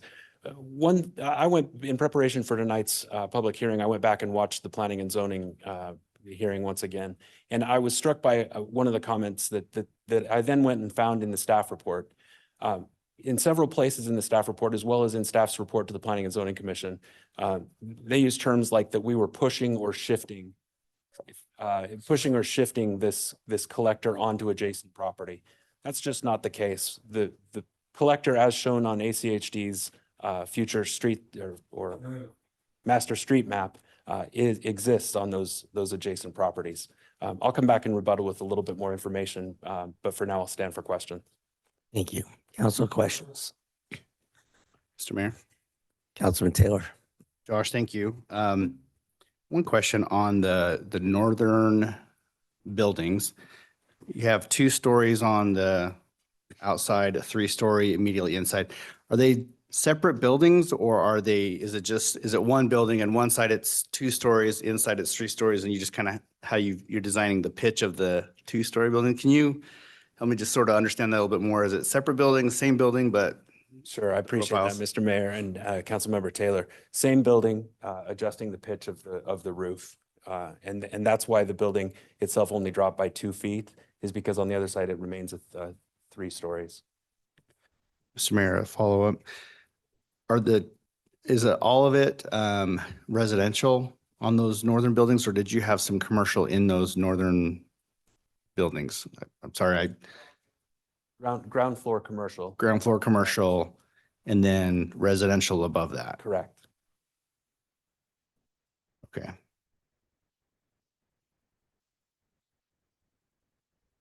Mr. Mayor. Councilman Lil Roberts. Mayor Josh, thank you so much. So do you have, I know that the Corey Barton property is right next to you, but do you have a street stubbed prepared to go out? Yes, we do. That is correct. Thank you, Mr. So Mayor. we will have Councilmember Roberts. traffic flow eventually. Absolutely. Thank you. Mr. Mayor. Councilman Willock. Josh, can you go back to the elevations to show that 3-story, 2-story transition? Yeah, that one. So again, just to clarify, you're saying that the first floor, both on the north and the south side of those buildings, is going to be commercial? How do you access? Just on the south. Just on the south side. On the north side, residential. Both residential. And then the second and third stories on the south side would be residential? Okay. Can you talk to me about access into those second and third stories above the commercial property? And I'm also kind of interested where Councilman Taylor was going in terms of one building or 2. Are they, is that first floor residential on the north side abutting the commercial on the south side, just a wall in between, or again, 2 separate buildings? Mr. Mayor and Councilmember Whitlock, I appreciate the question. When you are talking about access into the residential, you just in terms of stairwells and and elevators, or are you talking in terms of, are they actually abutting each other? Mr. Mayor, Josh, I'm wondering, again, if I'm looking at the south-facing buildings and the first floor is commercial, how do I get up to my apartment on the second or third floor? Okay. So Josh, if you could repeat that. Yeah, you bet. There's stairwells, and it seems like I thought you were asking a more difficult question than you were. The stairwells obviously will avoid the commercial areas and will work their way up to the second floor and third floor of residential. Okay.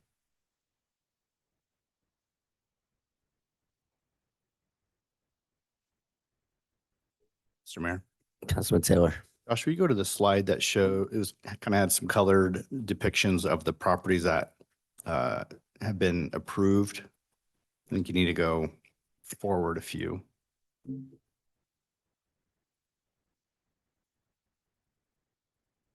It's not letting me move. There we go. Okay. There we go. Yeah. You said something that I wasn't sure if I heard correctly. The property that's in the city of Boise, did you say that in the yellow box that has been approved, or it's in the process in the city of approval, meaning it's kind of going through? My understanding is that that's an unapproved project.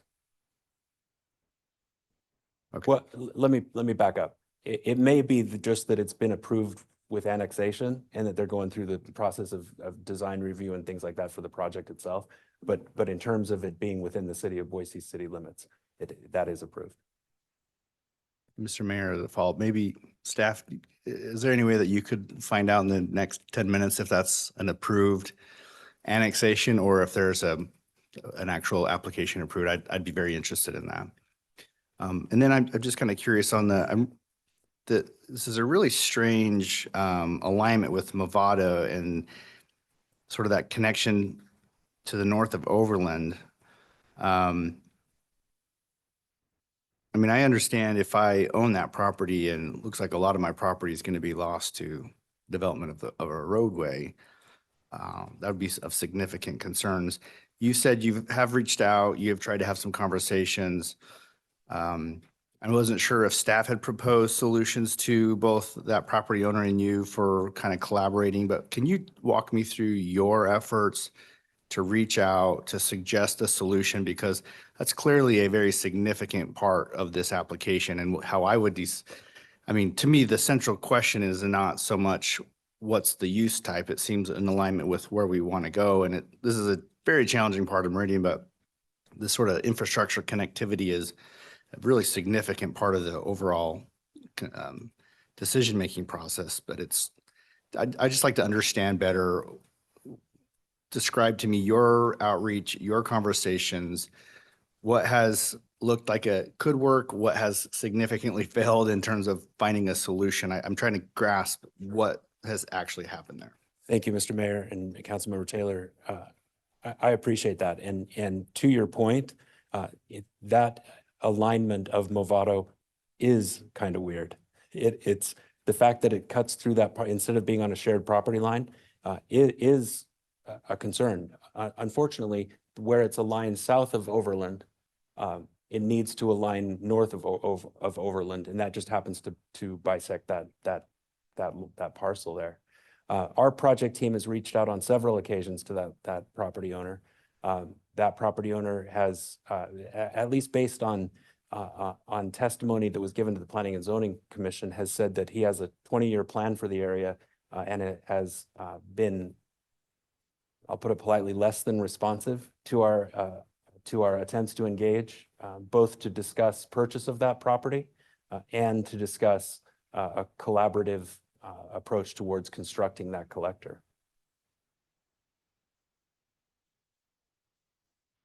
Maybe to piggyback on that a little bit, and I don't know if staff's looked at this, but what I'm concerned about is it almost seems like it's going to create a spite strip between the road and your project, where what can be can anything legally be built in that space based upon the width of what's proposed? Mr. Mayor, if that's a question for staff, I think that's about a 40-foot space in terms of what can legally be built in there. I don't know the answer to that. I can tell you that if it's left as open space, it has the potential to be a nice spite strip, if there's such a thing. A spite strip though would cut off access, right? This wouldn't. We would stub to that property line. I guess I would say that to me, the only people that would benefit would be your side of the road. I think that's a fair statement. The other side of the road gets left out of this, and we're not here to, well, maybe we are here to solve problems, but part of me thinks that your development should be more off your property line to allow something else to go along that side, working with the property owner to the other side, as compared to sharing the road. It's almost sharing your property to have something built that would make sense. Just my 2 cents. I can't talk anymore. I appreciate that, Mr. Mayor, and I appreciate you expending the last bit of your remaining voice. I will tell you that none of those options are off the table in talking to the adjoining landowner. If the adjoining landowner would engage with us in those conversations. The problem hasn't been that we have a lack of potential solutions. The problem has been the inability to raise contact or return contact from that landowner.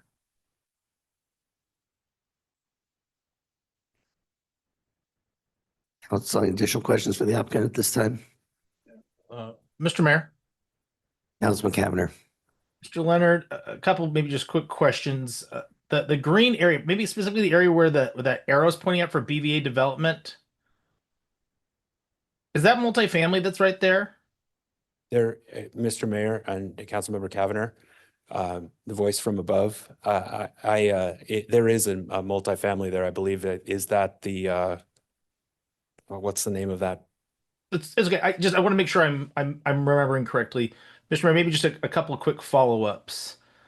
Mr. Leonard, you mentioned, I think, in kind of your opening, you took maybe exception with the feedback from staff about maybe some of the safety issues on Rolling Hills, and I'm hoping you can maybe give me some understanding as kind of how you drew that conclusion. It's very likely impossible that I've missed something in your application that speaks to that. I didn't see it necessarily contemplated in the ACHD staffing report, so help me understand kind of why you're right and why our staff are incorrect. Well, Mr. Mayor, Councilmember Cavanagh, as an initial matter, the fact that the Planning and Zoning Commission didn't have the opportunity to view that ACHD staff report, I think is problematic. In that staff report, one of the conditions of approval that was proposed by or not proposed, but that was requested by the Highway District staff was completion of a half section of Rolling Hill Drive and the dedication of property if necessary to make that a curb, with curb, gutter, and sidewalk. That to me is a large piece of why we believe that Rolling Hill can safely handle the traffic. The other piece is just in terms of raw traffic count. Mr. Leonard, you're a very intelligent guy. Help me understand, what gives you the expertise to draw that conclusion? That Mr. Mayor, Councilmember Cavanagh, the conclusion that our willingness to construct additional infrastructure on Rolling Hill Drive would make it safer, or that it's safe based on the existing traffic count. Yeah, I guess probably the latter. I guess that was my takeaway from your opening statement, was that it's already safe and that your project would not generate enough traffic to meet the staff's level of concern about safety. Mr. Mayor, Councilmember Cavanagh, I would also note that there's been that there was no concern about the function of Rolling Hill Drive from either the Meridian Fire Department or from the Ada County Highway District staff. I don't consider myself an expert in that area, and I'm certainly not willing to myself overrule staff. I'm merely arguing that those factors play into the fact that Rolling Hill with its existing traffic count of 50, can handle the additional traffic from the proposed project. Mr. Maybe one last question. No concern then about kind of the queuing challenge on a ride in, ride out there at Rolling Hills. You don't anticipate on Overland that's gonna cause challenges and traffic safety issues? Mr. Mayor, Councilmember Cavanagh, I think there could be challenges there, and I think that Okay.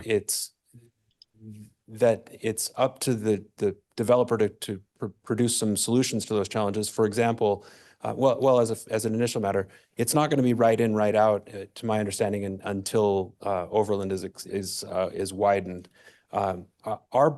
We firmly believe, based on the activity and comments of neighbors and properties that are currently on the market now, and brokers for those properties, that this property will break a logjam and cause dominoes to fall in that area that will result in the creation of and the construction of that collector across the property that's just north of this property.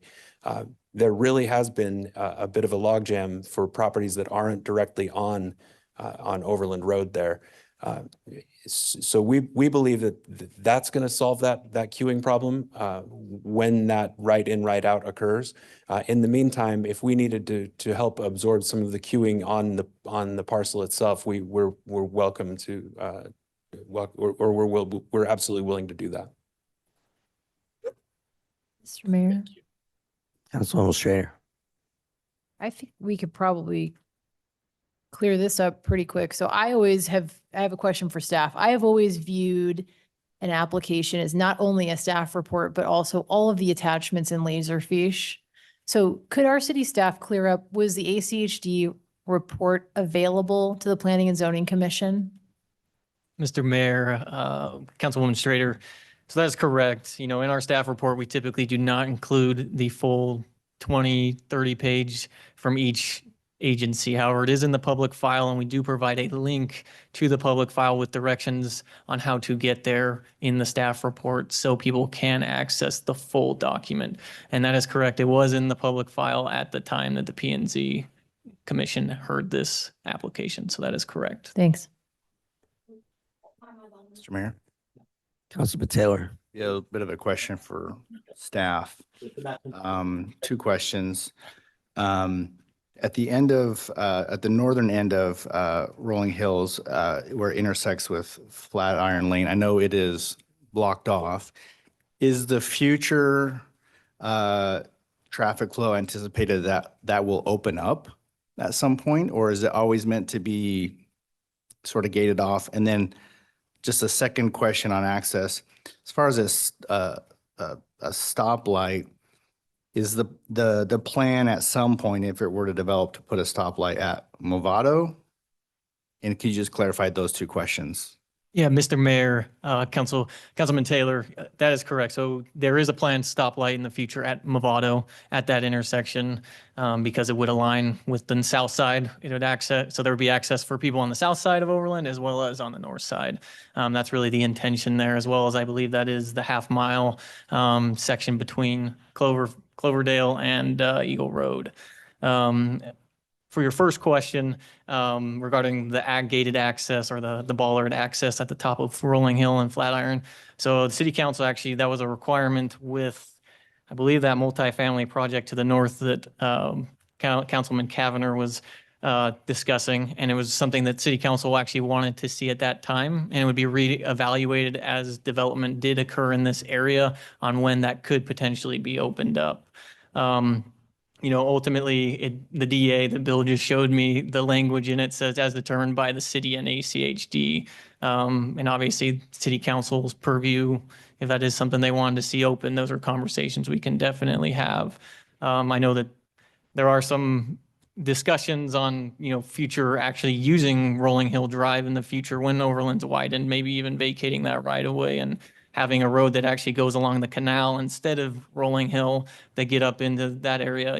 Nothing's set in concrete. Those are all very preliminary conversations, but definitely some things that are being explored. But yes, you are correct that access at Flatiron and Rolling Hill right now is bollarded. It is emergency access only. And, you know, it's the city and ACHC's purview on when that would open, and that would include, you know, feedback from the city council. That's correct. Mayor, members of the council, if I could just chime in a little bit on that topic about gating off that roadway. One was because the amount of traffic that would be generated with that mixed-use development.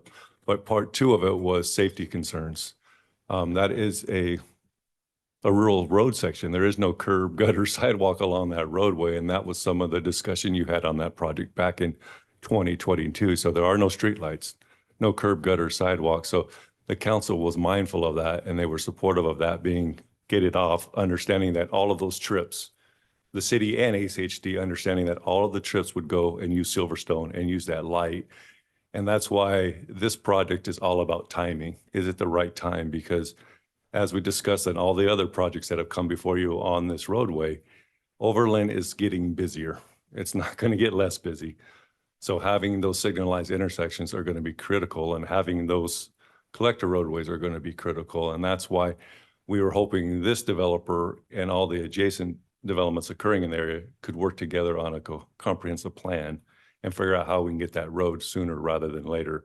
Unfortunately, we couldn't make that happen.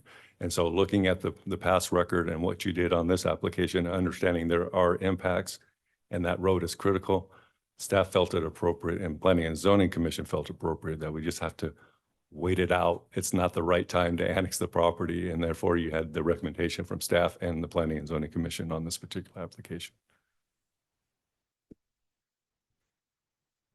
Mr. Mayor. Councilman Overton. Hey, Josh, just my take versus your take on the width of Overland Road. Currently, I think we have in excess of 6,000 multifamily units approved to be built within our city. Some of those multifamily projects are spread throughout the entire city. They've sat there for years, some of them, with not a unit going up. While those roadway projects are going to continue to expand as the roadway needs to be expanded. So I can't help, and I think everybody on council can't help but look at a project like this from the standpoint that I have to look at this as Overland being 7 lanes, because I know that's going to happen. And it may happen before your units go in, because you got to compete with 6,000 more units in this city that are already approved to be built.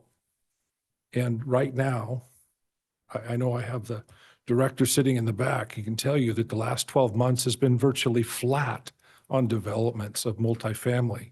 So I'd like to know what the secret sauce is that you have that's going to tell us that you're going to get this approved and yours will go up and yours will be built, compared to a lot of other great projects we've seen and great projects we've approved. Because there's some that we've approved. I can't believe that they're not breaking ground. It has more to do with, and they're in good locations. We have good roadways. A lot of it has to do with economic issues that we sitting up here have no idea what are going to happen. We don't know what they're going to go. We don't know where interest rates are going to be.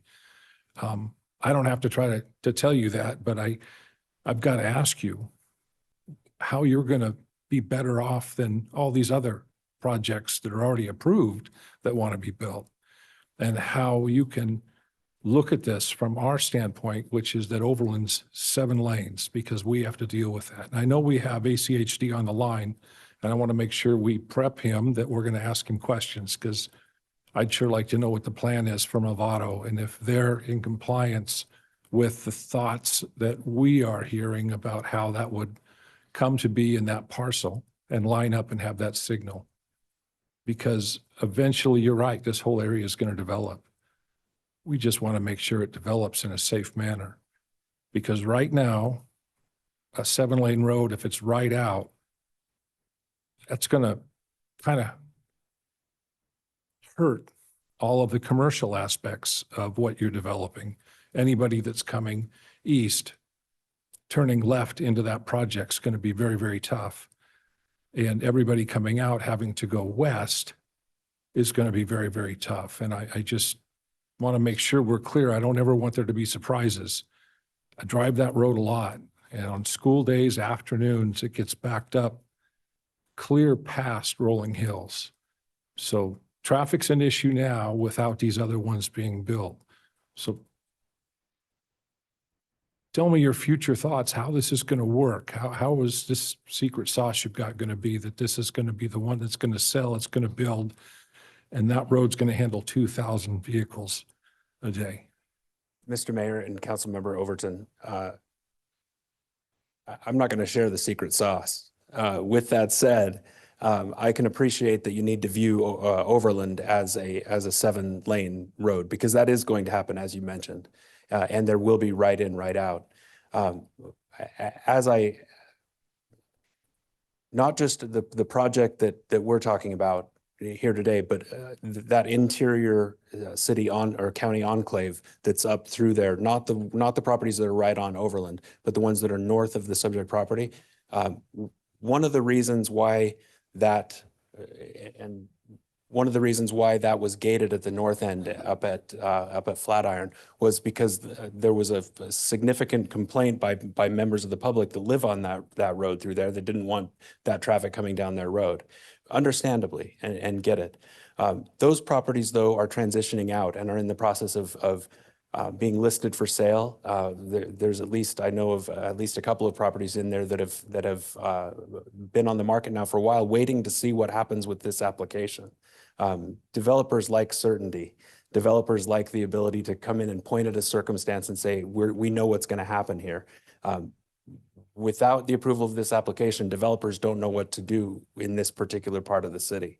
And the likelihood that another one takes a jump and a run at an approval like this is probably pretty unlikely in the near future because of exactly what you mentioned, the pending construction of additional multifamily,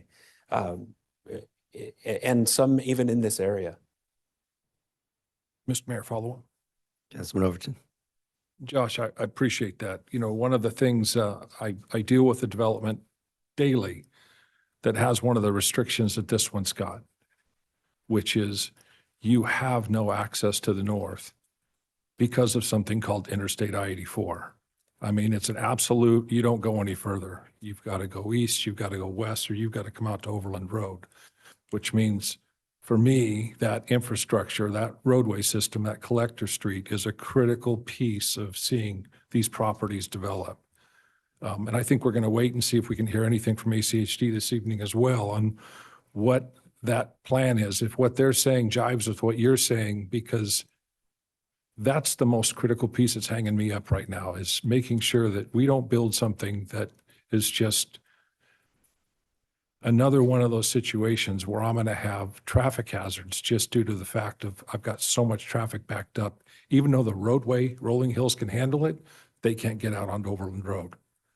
So those are my concerns as we go through this, and we'll ask other questions. Now, I know that it was mentioned about curb, gutter, and sidewalk, and I appreciate that. But remember where my background is. Same with someone else in the audience. You forgot to mention the most important aspect. It's curb, gutter, sidewalk, and streetlights. And that's what's missing from those old county roads, those rural roads. And that's one of the reasons that was gated. So when we do see that developed, I mean, that's some of the most important safety aspects we have to see on these roads. I love the curb and gutters, but the streetlights are what really keep it safe for everybody on those roadways. Mr. Mayor, Councilmember Overton, I accidentally omitted saying streetlights. I can promise streetlights will be included in those improvements. Mr. Mayor, Councilman Willock. maybe a question for staff, and I'm trying to look at the city and county maps and layouts and just confirm for me, if you would, everything north and east of the Reidenbach Canal on this map and the yellow portion of our city of Boise. Is that correct? Mr. Mayor, Councilman Whitlock. So yes, starting here, I'll put my cursor. Starting to the yellow, that is the first. This is the boundary of Meridian city limits. Is the east side of Corey Barton's property, and then it runs along the Reidenbach all the way to I-84. So, and here I can actually share a more zoomed out picture for you guys. Mr. Mayor, while he's doing that, just to clarify, so that CBH property, that strip has been annexed. and is part of city limits. Mr. Mayor, Councilman Whitlock, no, that is not, it is still in Ada County. Ada County. That is correct, but it is in Meridian's area of impact. So this blue dashed line is Meridian's area of impact. Let's go. A couple more. There you go. This will show you. So this is our area of impact. So City of Boise, City of Meridian. Thank you, Nick. I guess my question was, ultimately, is that CBH property up for grabs, or is it in our area of impact since it's contiguous to the Boise city limits, or what they've already annexed? Mr. Mayor, Councilman Whitlock, that's correct. It is in our area of impact. And I did want to circle back while we're on that topic to Councilman Taylor's question about that City of Boise project. I'm trying to navigate City of Boise's website. From what I'm seeing on their maps and their development trackers and what's been approved, I don't see an active application on that property. I'll continue to look to make sure and see if I can dig it up. But as of right now, I do not see one that's been approved or is active currently on that property, but I'll continue to look.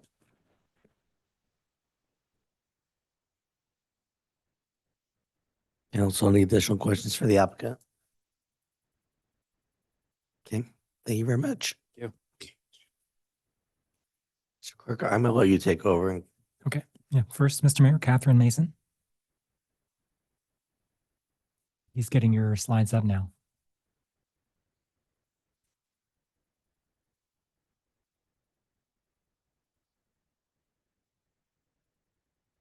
Thank you.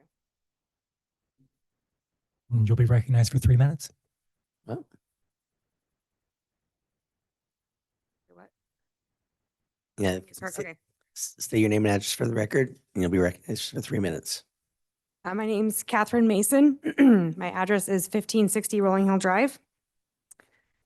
Are you ready? Okay. Good evening. I own 1560 Rolling Hill Drive since 2017. I'm speaking not only as a property owner, but as someone born and raised here who deeply cares about the community. The immediate area around my property has declined. Homes are no longer being maintained the way they once were. At a recent neighborhood meeting regarding this development, one homeowner said his house now, quote, looks like ass cheeks. It was a blunt comment, but it reflected something real. There is frustration and there is visible deterioration. What was once a neighborhood people took pride in has now become an eyesore. At the same time, commercial development has grown up around us. My property now sits next to commercial buildings with more already approved nearby. The character of this area has changed, and our neighborhood is increasingly surrounded by uses that no longer match its original intent. This has been a long process for us, over 5 years. Brett Slagle and his team have worked to meet every city requirement, adjusting plans, collaborating, and even acquiring additional property to resolve that enclave issue. The homeowners involved have remained committed throughout, reflecting a shared belief in this project and its potential. This proposal is the result of persistence and a good faith effort on all parts. I truly believe this property is an opportunity to bring life back into a declining pocket of our community. And it's not just about development, it's about revitalization and thoughtful growth. And I wanted to go over some slides. Can I push on these? I don't know. Okay, I took these back in 2017 after I purchased the home.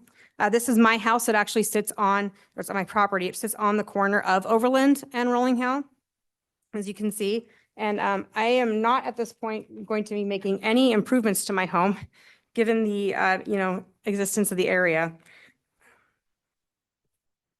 Next, these are pictures that I took of many homes in the area that are run down or poorly maintained even back then. I have pop-up businesses that were around my house. I had a gunsmith business, a sprinkler shop, a motocross adjacent to me. And then of course, there's that property that we talked about to the east. And then we have dilapidated homes alongside polished commercial properties, as you can see. Fast forward to the spring of 2026, that's 9 years later. Again, there's my house or my property that I'm really not making any improvements to and not planning to. We have more construction now happening. This is the sprinkler shop. Now it's a roofing company, and it's now has adjacent, commercial businesses next to it. Oh, I have one more slide. Is that okay? Yep. Okay, great. And then this, I just wanted to make my point on this one was, as you can see, there are now limited investments, aging infrastructure, and an abundance of people trying to sell their homes in the area. I counted 10 that were for sale within the 2 streets just yesterday. So thank you for your time. Thank you. Council, any questions? Thank you, Catherine. Mr. Mayor, next we have Ian Mason.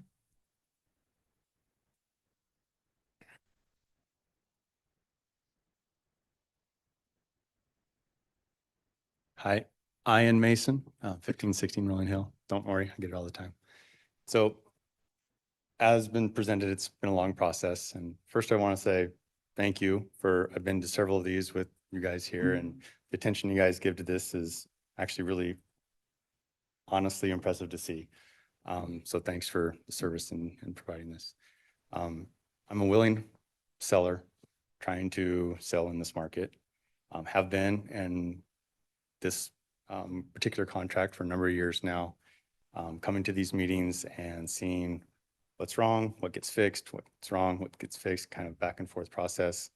And Brett and his team have always had open door policy. From my standpoint, honest negotiation on what they're trying to do, what they're trying to bring to the project. I live in the area. I'm happy. I want to see something useful in the area. And so the project kind of feels right as far as mixed use and having some retail available there on the right side instead of always having to go to the left side of Overland heading towards Eagle. The infill, I think is, well, you guys know better than me, is more important than putting more approved properties that aren't getting built farther down 2-lane roads that aren't approved either. This is, yes, Overland's busy, but people commuting have 10 minutes of commute to get out of there to reach Eagle, go the other way on Overland, or reach the freeway to commute elsewhere. I commute that almost daily myself, depending on how Franklin's looking. So I feel that it's obviously ripe and it's a difficult situation. I didn't know there's that number of other developments approved in the area. I've just seen for sale signs. I'm hopeful that some resolution comes that lets me exit the property. But anyway, thank you for your time. Thanks. Thank you. Council, any questions? Thank you. Thanks. And Mr. Mayor, next is Alicia Eastman.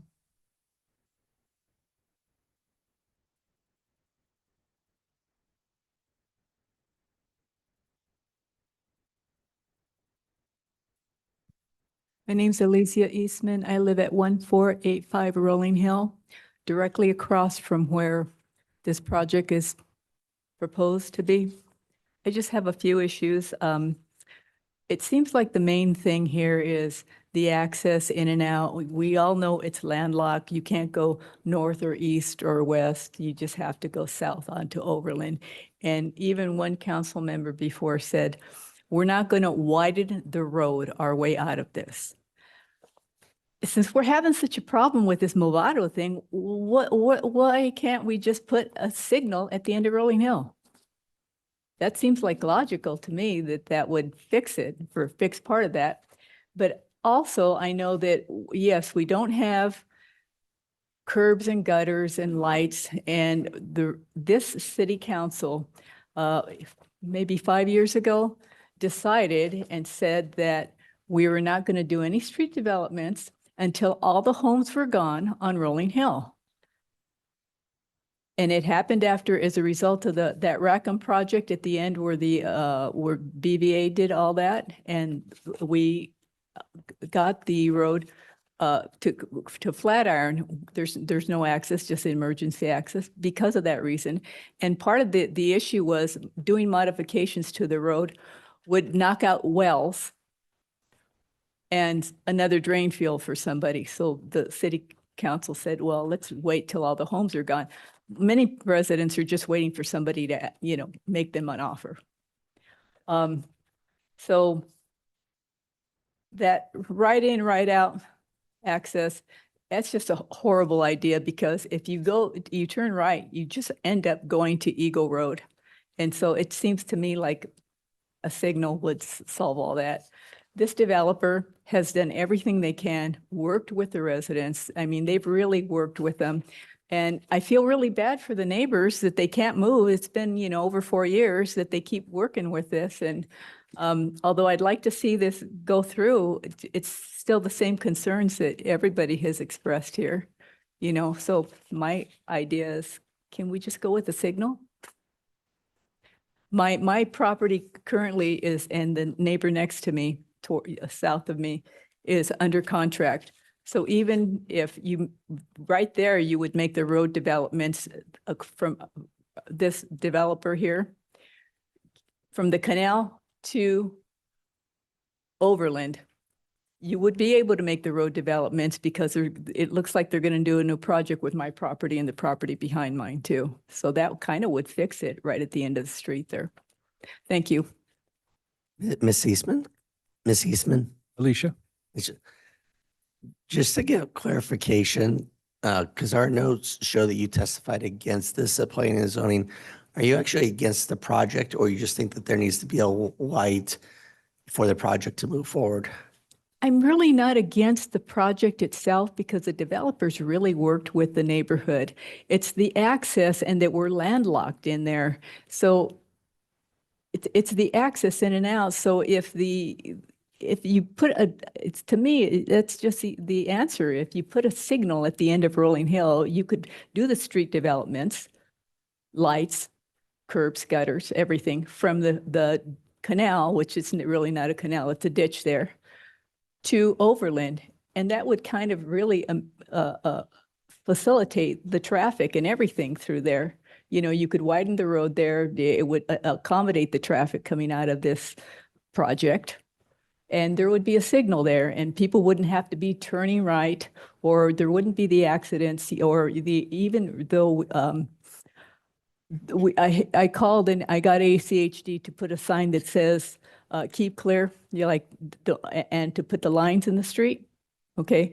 But still, if there's nobody there and you want to turn left, sometimes there's another car sitting there in that center turn lane that you don't see because of the traffic. So that's kind of a hazard. It's dangerous.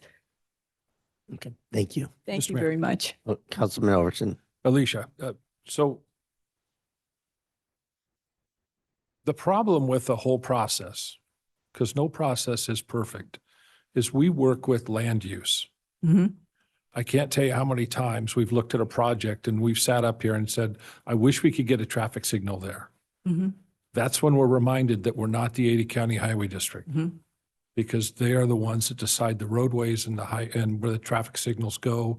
And they're the ones who've said the signal would go at Movado. Mhm. So we don't have we can't change their mind and say we want to put it at Rolling Hills. Although I did talk to Kent Goldthorpe, and he said that that's what the plan was. And I said, can they possibly ever take that Corey Barton land, eminent domain? And he said, no, can't do that. He says, but if you were forced to, you could. He led me to believe that it's possible to have a signal there. Now, I don't know what magic land I was thinking in that I understood that, okay, because, at my age, maybe I don't have all my brain cells in the right place, all right? But that's what I understood him, that it's not completely, like, no way that can that happen. Mr. Mayor, quick follow-up. Alicia, I will make sure we have ACHD on the line, that we ask him your question tonight. Okay, Thank you. thank you very much. And I will call Kent again. Mr. Mayor, next we have Kim Boyack.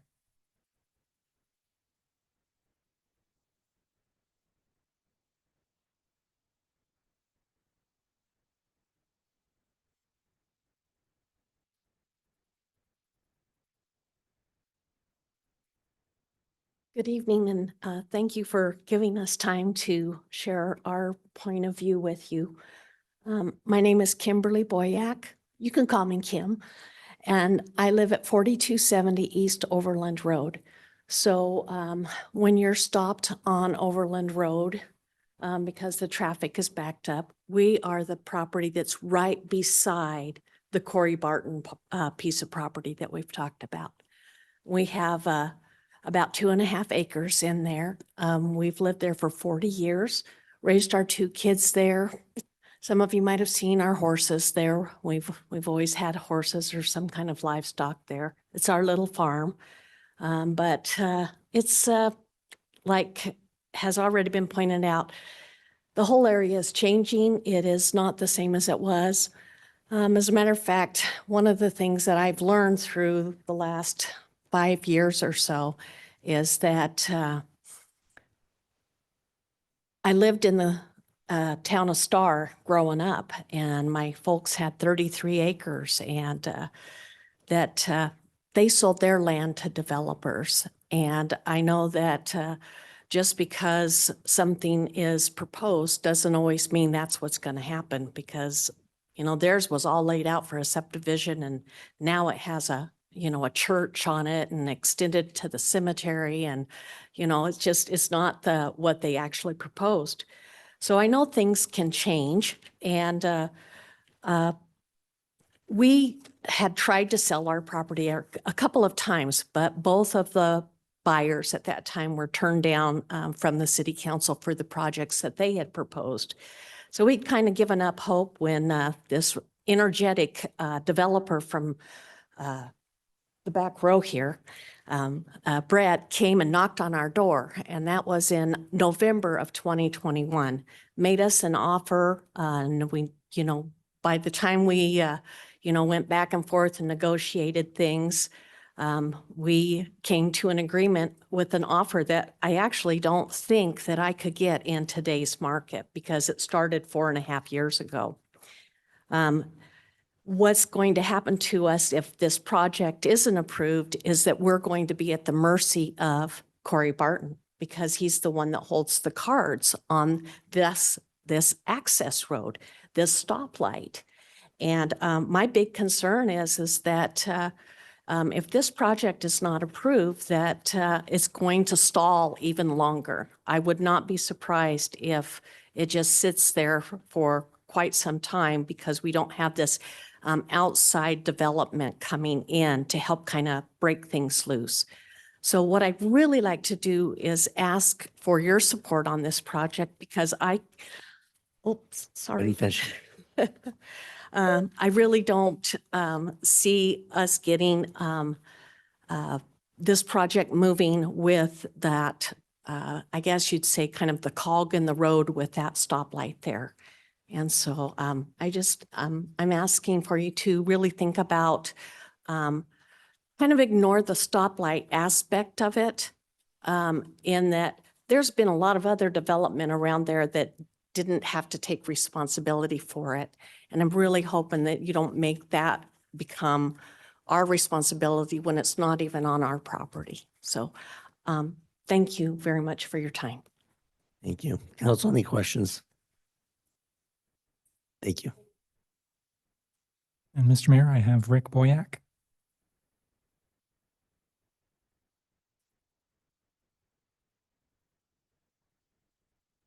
Hello and thank you. My name is Rick Boyack. I live at 4270 East Overland Road. Lot of stuff, a lot of information that you guys were asking about and stuff. And as far as, so BVA built up there the north end of our subdivision. And I know that when they were doing that, you guys were concerned about the access of getting all the people out of there. And I know at one time they were talking about bringing a road down by the canal and dropping it down to the back part of my property and out on Corey Barton's property. And because they came and talked to me about buying that, if you look at the map, I own that, it'd be the furthest east piece of the property there by Corey Barton. And they came and talked about that corner part. And I know there was a couple of you guys that were concerned about getting rid of that traffic and stuff from up there. And so you leaned on the ACHD saying that Silverstone Way was adequate enough and Rackham Road was enough. And so I know a couple of you had some doubts about that, but you went with the ACHD's recommendations and that road went away. Now, I don't know if it was because Corey at that time didn't want to participate in adding that up to Movado Way, the same problem that we're having now. I don't know. But my thought is all that land up through there, the rest of the subdivisions all up, people are wanting to buy it up and stuff, but they don't know what to do. They can't because of the road situation. Rolling Hill was blocked off mainly because of all the gravel trucks going up to that project up there. People were concerned about all the gravel trucks running up and down that. That is the main reason why that road was shut off. So at this point, if we get this development going and stuff, I don't understand why we can't open up Rolling Hill up to Flatiron and access people out around that way until Corey Barton comes to the table and allows that other access road to be built up through there. So that's my thoughts. I've been there for 40 years. Things have changed. I don't want to wait another 20 years till Corey decides what he's going to do. So I would ask that you guys approve this project. I mean, the state of Idaho is no more a secret. People are moving in. They need a place to live. These guys are offering places to put people. Welcome to Meridian and enjoy it. Let's do it. All I got. Any questions? Council questions? Mr. Mayor. Councilman, you know who you are? Taylor. Taylor, thank you. You are getting sick. We can go to bed soon enough. So your comments are tracking with some of the things I was thinking, which would be, you know, the biggest problem here is just there's only one access out onto Overland, but you know, we could open up, Rolling Hill Drive to the north. I guess my question would be, from your experience, lived experience on the road, if that were to open up, would it be easier? Would it make sense for you and let's assume that the project's not even moving along, just in your, today reality. Would it be easier for you to go up to Flatiron and around to Silverstone, or would you still be trying to go out Overland? Does it depend on the time of day or, well, I'm saying if we were to open it up. Oh, Like yeah. how- I mean, would you, your neighbors actually start using that northern so that you're not trying to do a left turn on Overland and busy times, things like that? I'm just kind of curious what your, If I had thought would be. access to Rolling Hills, yes, but my property faces, it's on Overland Road, so I only have that access out. I have no choice. But yes, I would probably go up around and use the stoplight at Silverstone. Make it a lot easier getting in and out. Absolutely.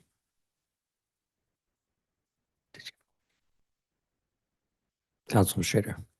It's not a question, but just a request for people. If there is additional testimony, I am curious to hear people's feedback about opening up the closure of Rolling Hills, and whether people would support that. Because from what I recall, when we originally closed it, that was as a condition because of the development to the north. There were significant safety concerns, and I think they were legitimate by people in the neighborhood.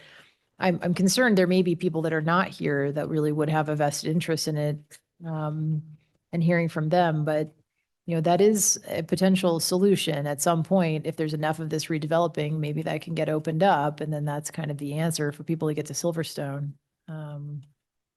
So just a request, if people come up, if they could address that, I'll probably ask that question.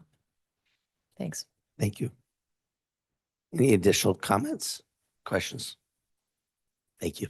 Can I kind of address what she was saying? So the people that are north of 5 Mile Creek there, most of those people have either sold or their kids are no longer the little age. There's like 2 families there now. And that was their big concern about the gravel trucks running up and down the road. And that was the big push of why that got closed.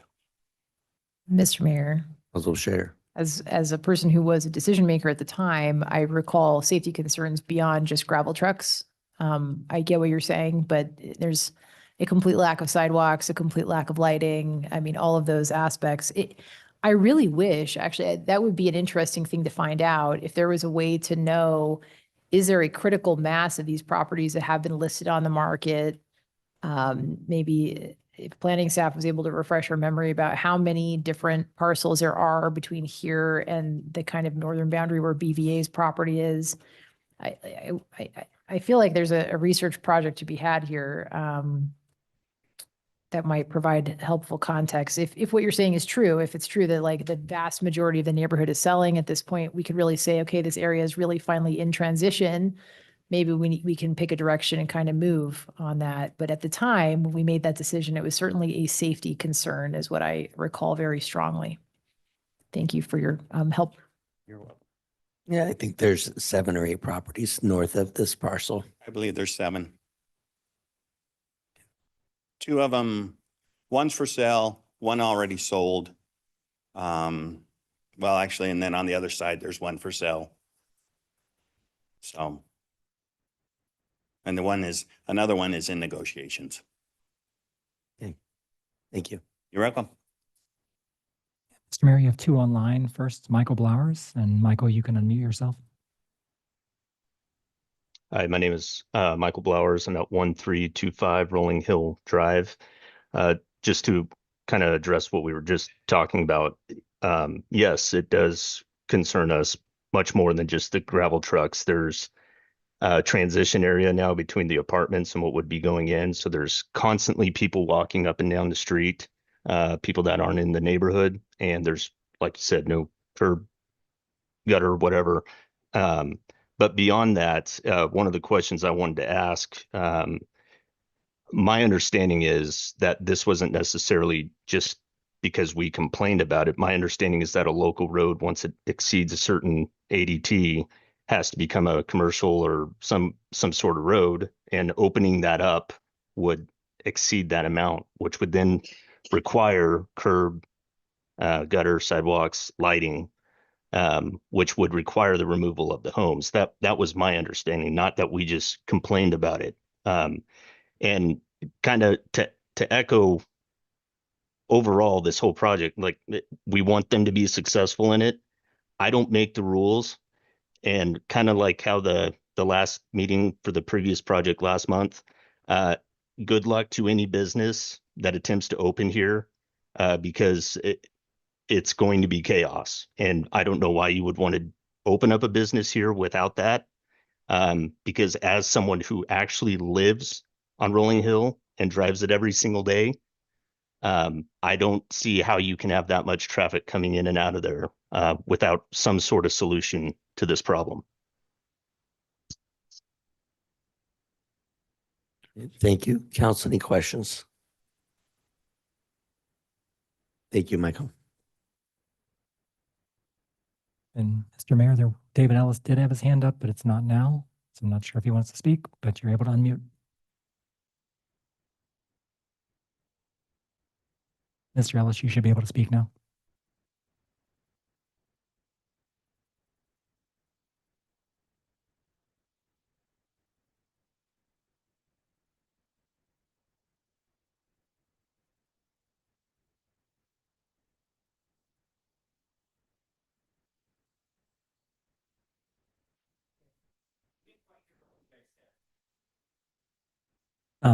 There's David Ellis online with hand raised, able to unmute, and I'm just waiting on him to speak.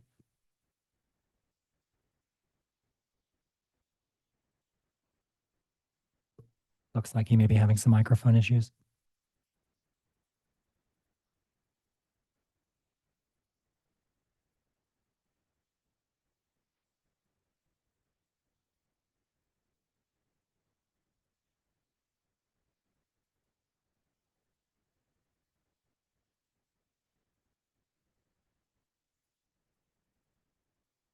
Just brought him in as a panelist to see if that would help.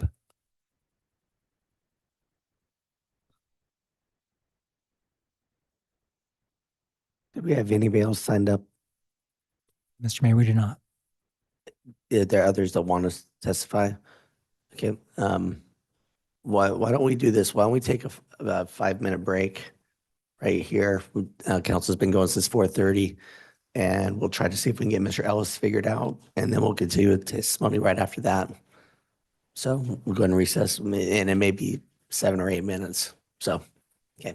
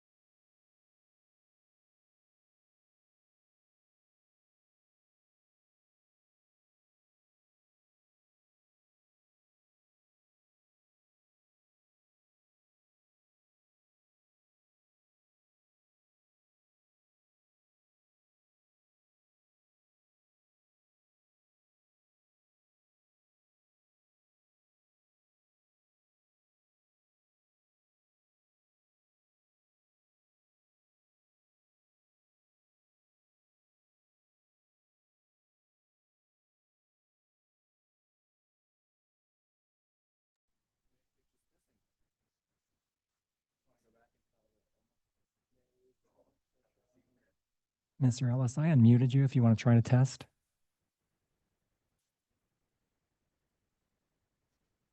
Can you try again there? I can see your. Yes. Are you Okay, guys there? perfect. Yeah, we actually. Yeah, I have don't know a- what happened with my laptop. It just shut down on me. So I was like, No problem. what the heck? I was starting to talk and then all of a sudden it shut down. So my apologies. Cool. They're on break right now, so we'll come back to you about 7 minutes. Perfect. So we're still recess, but we'll come back to you first thing. All right. Perfect. Thank you.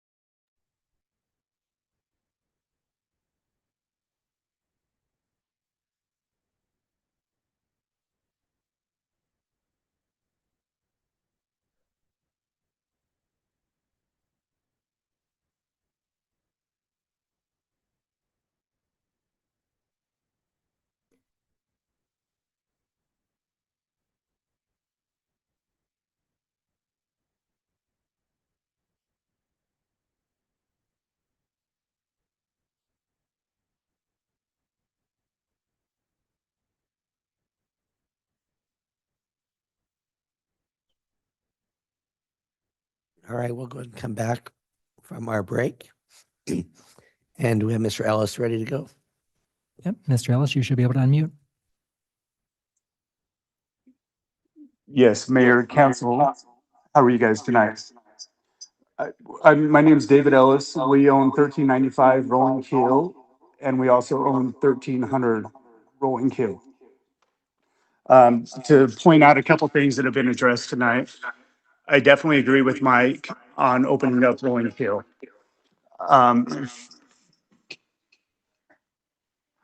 totally fine with Rolling Hill opening up as long as all the houses are removed off of Rolling Hill prior to that happening. I do want you guys to know we have been approached by a developer, and 9 out of the 10 existing homes north of 5 Mile Creek have all kind of committed and said, yes, we're going to move forward with this once this developer gets going on it. According to him, he actually is sitting down with staff or with the city of Meridian tomorrow, which they have an appointment to to basically get the ball rolling on that end of things. So with that being said, I know that that is their future plan, is to go to Flatiron and have all the traffic go out that way. So I guess if both of these developers kind of worked hand in hand, then at that point in time, it should solve a good portion of the traffic issues. Thank you. Thank you, council. Any questions? Okay. All right. For others that had raised their hand, if you just want to come on up. Mr. Mayor, there is someone online as well. Oh. Do you want to get them first? Okay. Bethany Irwin, you should be able to unmute.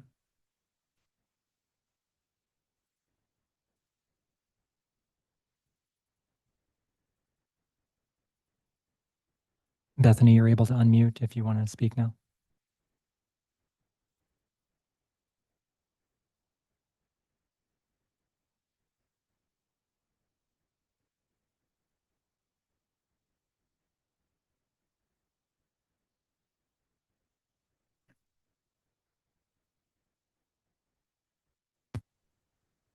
I'm sorry, can you hear me now? Yes, we can. Okay. My name is Bethany Irwin, and I live at 4240 East Overland Road. I've lived there since 2015, and I have been an Idaho resident for almost 50 years. I am also one of the 5 homeowners in this development. First of all, I want to thank you for the opportunity to speak to you tonight.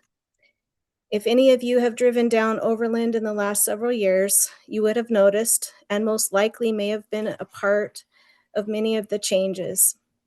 I remember when it was just a brick house across the street and acres of farmland. Now it is apartments and Movado subdivision. I will say, when this developer approached my family, we were one of the holdouts in the beginning.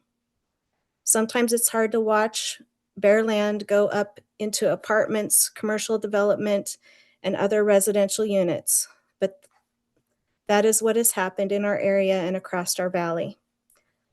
I will say that watching the first round of development being turned down, we didn't understand the commitment this company would bring to this community. I call it a community because they have bent over backwards to accommodate and comply with every form of objections they have received. I know that they have named a few, but what got my husband and I on board was the residential community they will bring to this area. I don't know about you, but I love to see people outdoors and enjoying our beautiful city and state. With this proposed development, it will bring dog parks, walking paths, fire pits, playgrounds, pickleball courts, not to mention a clubhouse for people to gather. This allows this development to be a community, not just a dwelling of buildings, and that's what sold us on becoming a part of the bigger picture.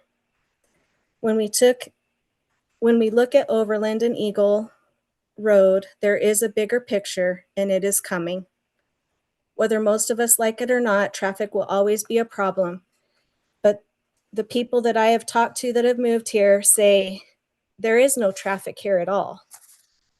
That I think was a little sarcasm, right? I think most people who have lived here most of their life, like me, want to keep Idaho a secret, but for the last 25 plus years, the secret is out.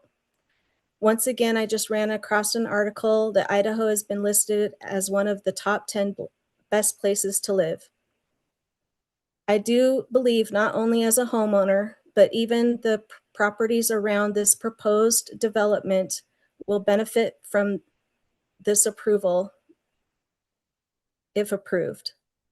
The developers have spent countless hours and actually years making sure everyone was heard and going out of their way to accommodate all objectives that have come their way through these meetings. I want to thank you for your consideration and hopeful approval this evening. Thanks again. Thank you, Bethany. Council, any questions? Okay, appreciate it. Anybody else, Mr. Clerk? Okay, now you all can come on up if you'd like to speak. And if you want to come up to the front row, that way whoever wants to go next can go. Angela, you're good. Come on up. Hello, my name is Angela Rainey. We own the property at 1480 Rolling Hill Drive, my husband Gary and I. Mr. Mayor and City Council, thank you for your time and your energy in this. I really appreciate it. So we moved away. We lived at that residence. We called it the Goat Ranch because we had goats. And it was our special little place. We would go out in the back, never see anybody. It was wonderful. But we saw the development coming with Alquist at the end of the street. We saw it coming. And so we bailed. And but now our daughter and her husband, kind of husband, and their small child live there. And it's to borrow everybody else's that has spoken before me. I mean, our house is a hovel. I'm embarrassed. I'm embarrassed when we go over there because we haven't put any money or anything into it for 5 years, knowing that it was going to sell and that the homes all around us the same way. It's embarrassing to think that our kids live there. But anyway, so my whole point and reason I want to talk tonight was we went over to our kids' house and we walked down. We'd never been down there. I'd never been down to the end of the street and had actually gone into the Aaron Apartments. Those are at the end of the street there. And it was just like going into a completely different area. There were like people in the pool, there were kids running and playing, and you could tell the neighbors were all like, hey, get in here, come on. And it was just like, oh my gosh, this is what I want for the Goat Ranch. You know, I mean, we know our little special little goat ranch is going to be torn down. And to think about it just being some, I don't know, awful place. But this developer, when you say, what's the special sauce? He has more energy and I believe the funding and we believe in him. And I wouldn't want just anybody to be building there. And I never thought about opening up the end, but when we were walking with our kids the other night, that's a huge, once you get off of the end of Rolling Hill, it's a huge wide street with curbs and gutters on both sides and people walking with their dogs, riding bikes and very, very wide street. I was very impressed because, I have my granddaughter. I didn't want to be unsafe and I never once felt safe. So to even think of that's an option, I think that's a game changer for me. So anyway, thank you. Any questions? Thank you. Council, any Want to see pictures questions? of the goats? No, just kidding. No? Thank you. Okay, thank you so much.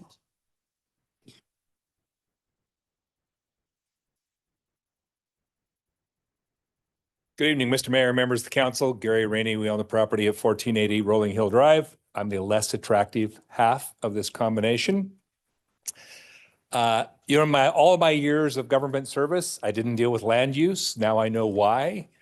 I do know about growth, and that is that it is always complicated and it is always inevitable. And you here in Meridian know that better than anybody. I want to focus on my comments on what Councilman Taylor, Councilman Overton, both were commenting on. We know this area is going to develop. All of us wish that Movado intersection was in a slightly different place. We can't control that now. But something that I want to share with you So from a very prominent developer with a very prominent development, very close to this development, he and I were having a conversation because he tried to partner with Corey Barton. He tried to buy the land from Corey Barton, and it was absolutely a non-starter. And what Corey Barton told him was that I have a 10 to 20-year plan. Now, if Corey Barton has a 10 to 20-year plan, it's not going to go east, not where that yellow spot was in that, right? The only way it's going to go is west and north. And what bothers me about this whole thing is whether or not our property sells or not, I don't want Corey Barton to have a stranglehold. He should not have a stranglehold over these properties. Because if this gets denied, the probability is that nothing will be able to be developed unless it's developed by him. So you've heard the testimony tonight about the condition of the properties and people are struggling.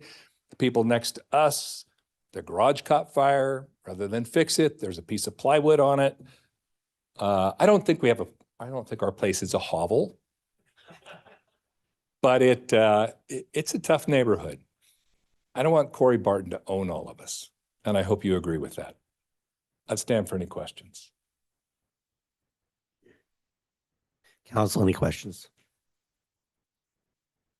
Thank you. Thank you.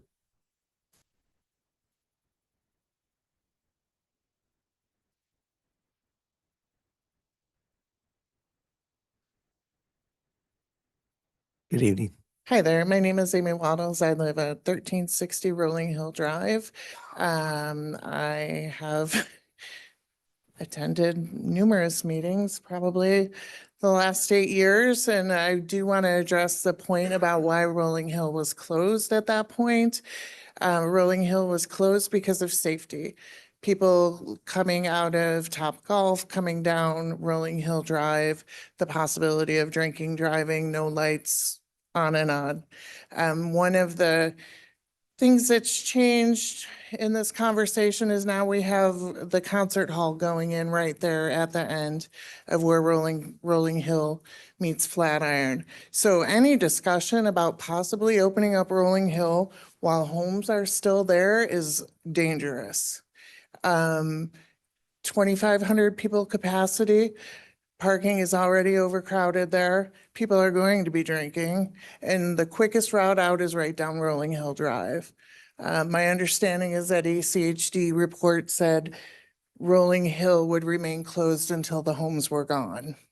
Regardless of what latitude you all have, I encourage you not to even consider that. There's children on these streets, there's families on these streets, and regardless of what some neighbors think about the quality of the homes, we all agree, but there are homes. And not all of us want to leave. We're being forced to leave because of these developments. My concern is Assemble has been wonderful.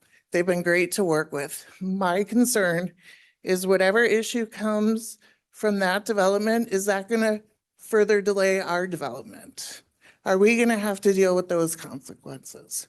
We've had to deal with the consequences from the north, and is that going to stall our developments? I don't have those answers. You all are the experts here, but those are definitely some issues and concerns that we have.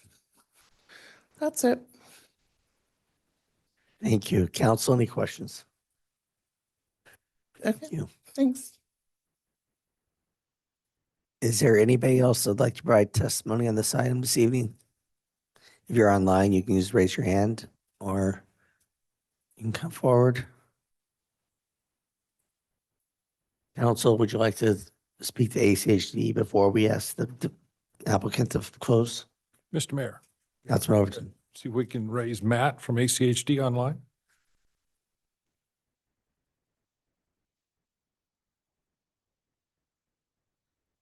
Mr. Mayor, Councilmember Overton. Yep, this is Matt Pack with ACHD, 5800 North Meeker Avenue. Happy to stand for any questions. All right, Matt, we can barely hear you here, but I'll go ahead and fire off the first two questions. You've been listening to this testimony this evening, and probably my biggest concern all evening has been, what does the future look like with the intersection of Movado? And maybe also you can address whether there can or can't be a signal at Rolling Hill and Overland.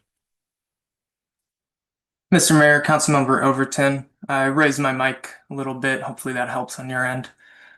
Yeah, so to comment on the signalized intersection on Overland Road, we would need it to be a collector street intersection, which of course Movado is built out as and shown in our classification layer as a collector. Additionally, the MSM, the master street map, shows the future collector to be built in alignment with Movado, and that's consistent with ACHD's planning practices and discussion with the city.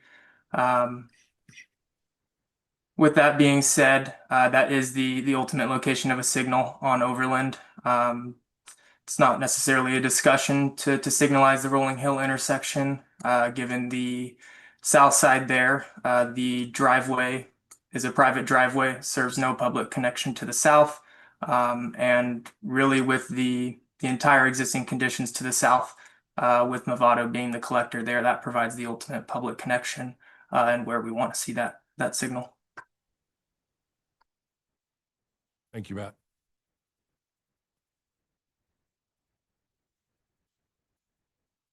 Are there other questions for ACHD at this time? Mr. Mayor, Councilman Schrader. Couple of questions. What would ACHD recommend for a neighborhood in transition like this? So the end of Rolling Hills Drive is currently closed.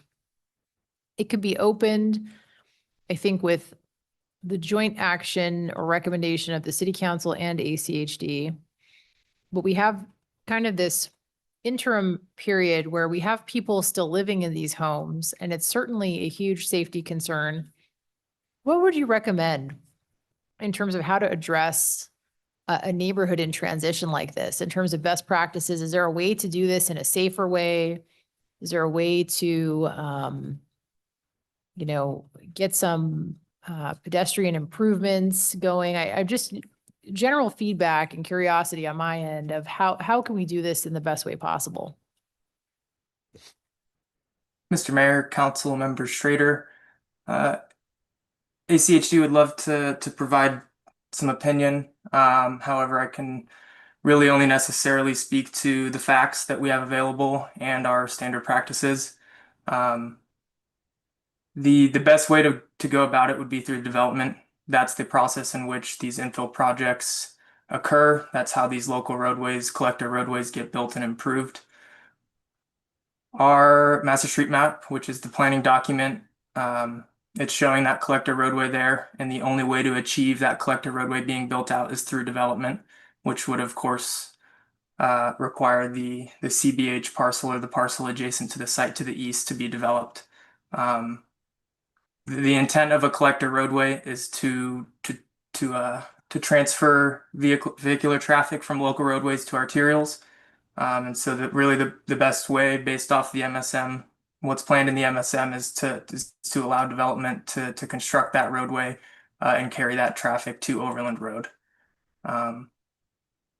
Yeah, that's what I can provide based on how to alleviate any concerns here. Mr. Mayor. Councilman Taylor. Matt, can you tell me what is the sort of the future plan for Rolling Hill Drive? How do you anticipate? Is it going to be considered a collector? Is it what really, just give me a better sense of what ACHD views for that road in the next, whatever the next phase of that being developed or built out. I just want to get a sense from that. Understanding Movado is the designated collector with the stoplight, but I want to know what you think or what the plan is for Rolling Hill Drive. Mr. Mayor, Councilmember Taylor, Rolling Hill Drive is classified as a local street. It is not shown in our MSM to be built as a future collector roadway. So there isn't necessarily a plan for Rolling Hill. Any improvements, changes, vacations of Rolling Hill Drive would all need to be accomplished through the development process, which of course is proposed by the development community. So yeah, ACHD does not necessarily have any plans for Rolling Hill Drive.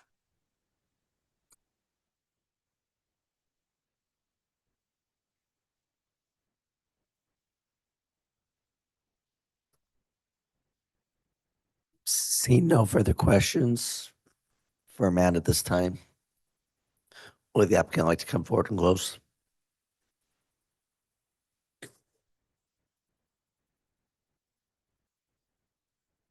Can you pull my presentation back up?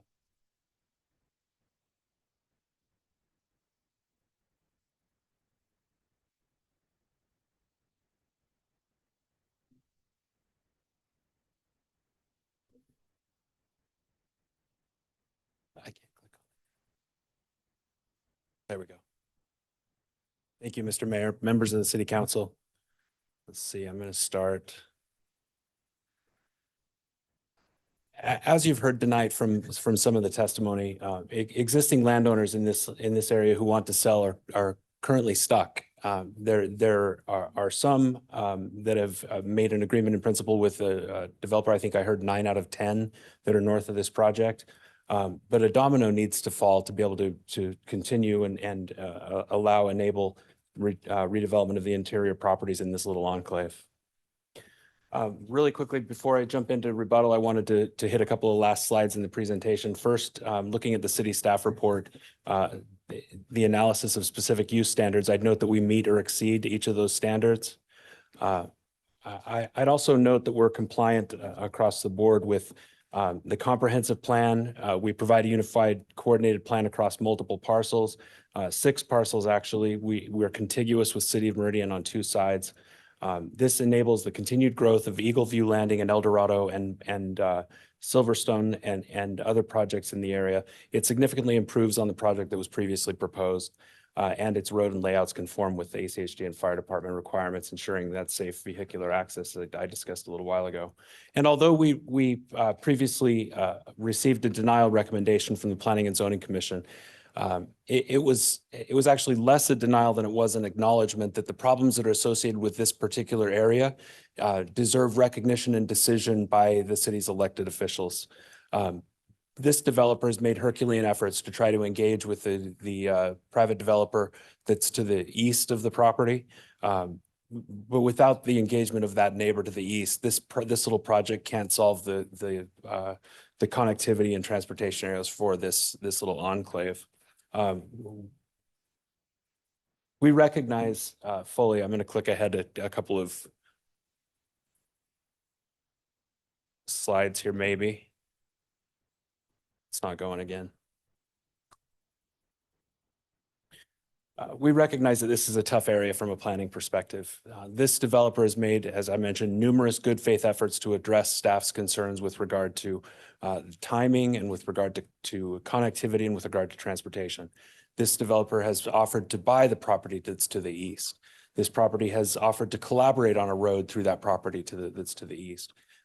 This developer has even offered to commit money to a road trust with the Ada County Highway District, which was an offer rejected by the Highway District, understanding that that's a little bit of an accounting nightmare for the Highway District. Although it's certain that Overland Road will be widened, the timeline for that project is uncertain. In the meantime, you heard that there are those 10 properties for sale on the 2 interior streets. There are degrading conditions. This is an area in transition. I can tell you after sitting down and sitting next to the developer for a few minutes, this developer plans to move quickly to construct. You've probably heard this before. I can tell you that this developer has a proven track record of this in the Treasure Valley. It's not just lip service. A strong record in the Treasure Valley of building projects. It doesn't behoove the developer to sit on dirt, so to speak.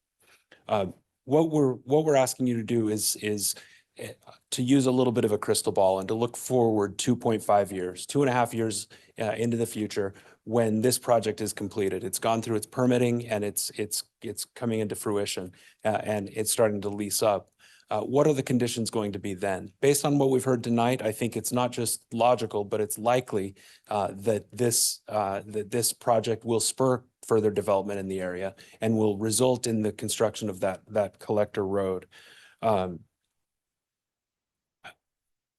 we're open to solutions. And I know it's not your job to solve development's problems.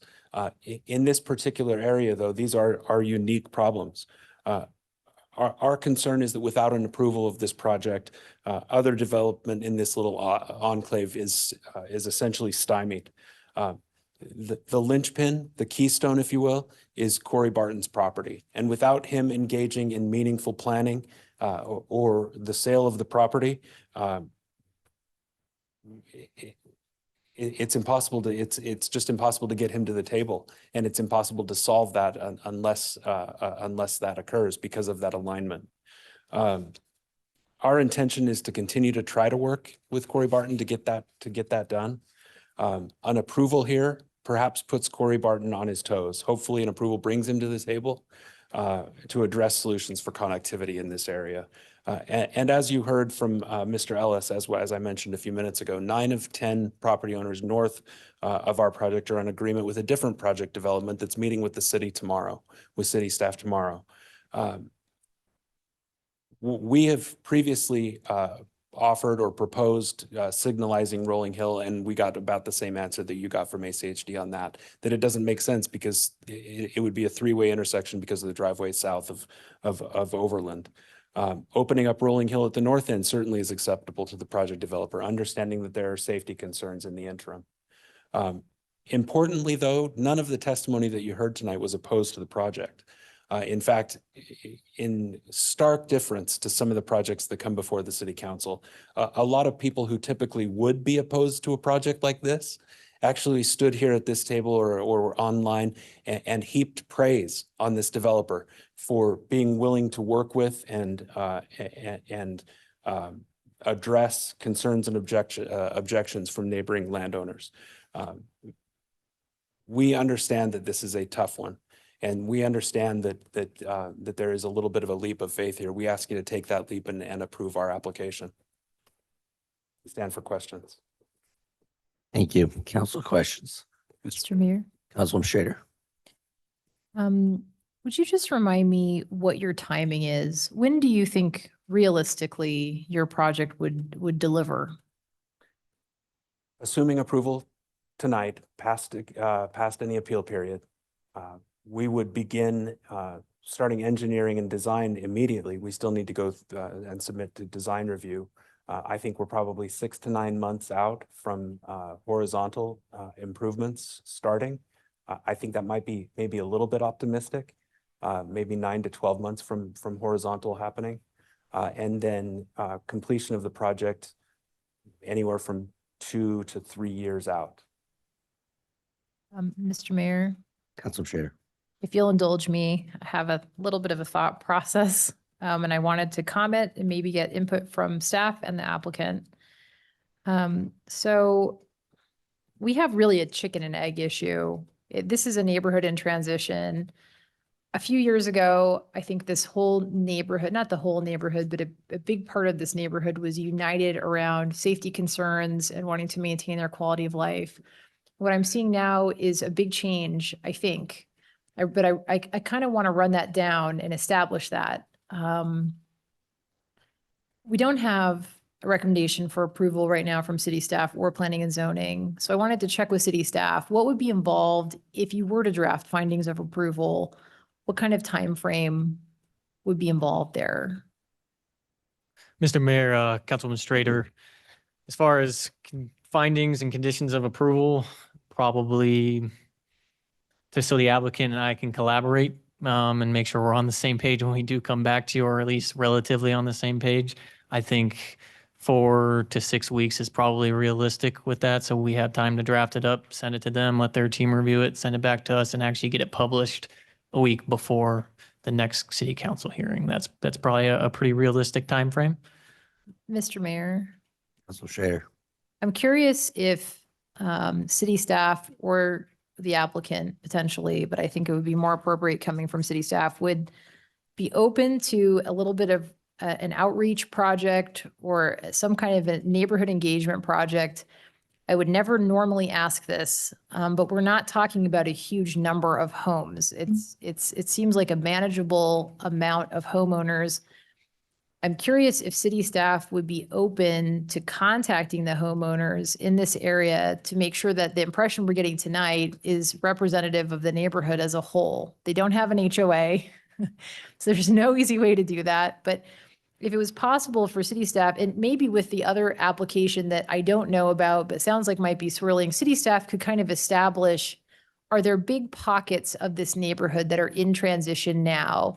And how much of Rolling Hills does that kind of include?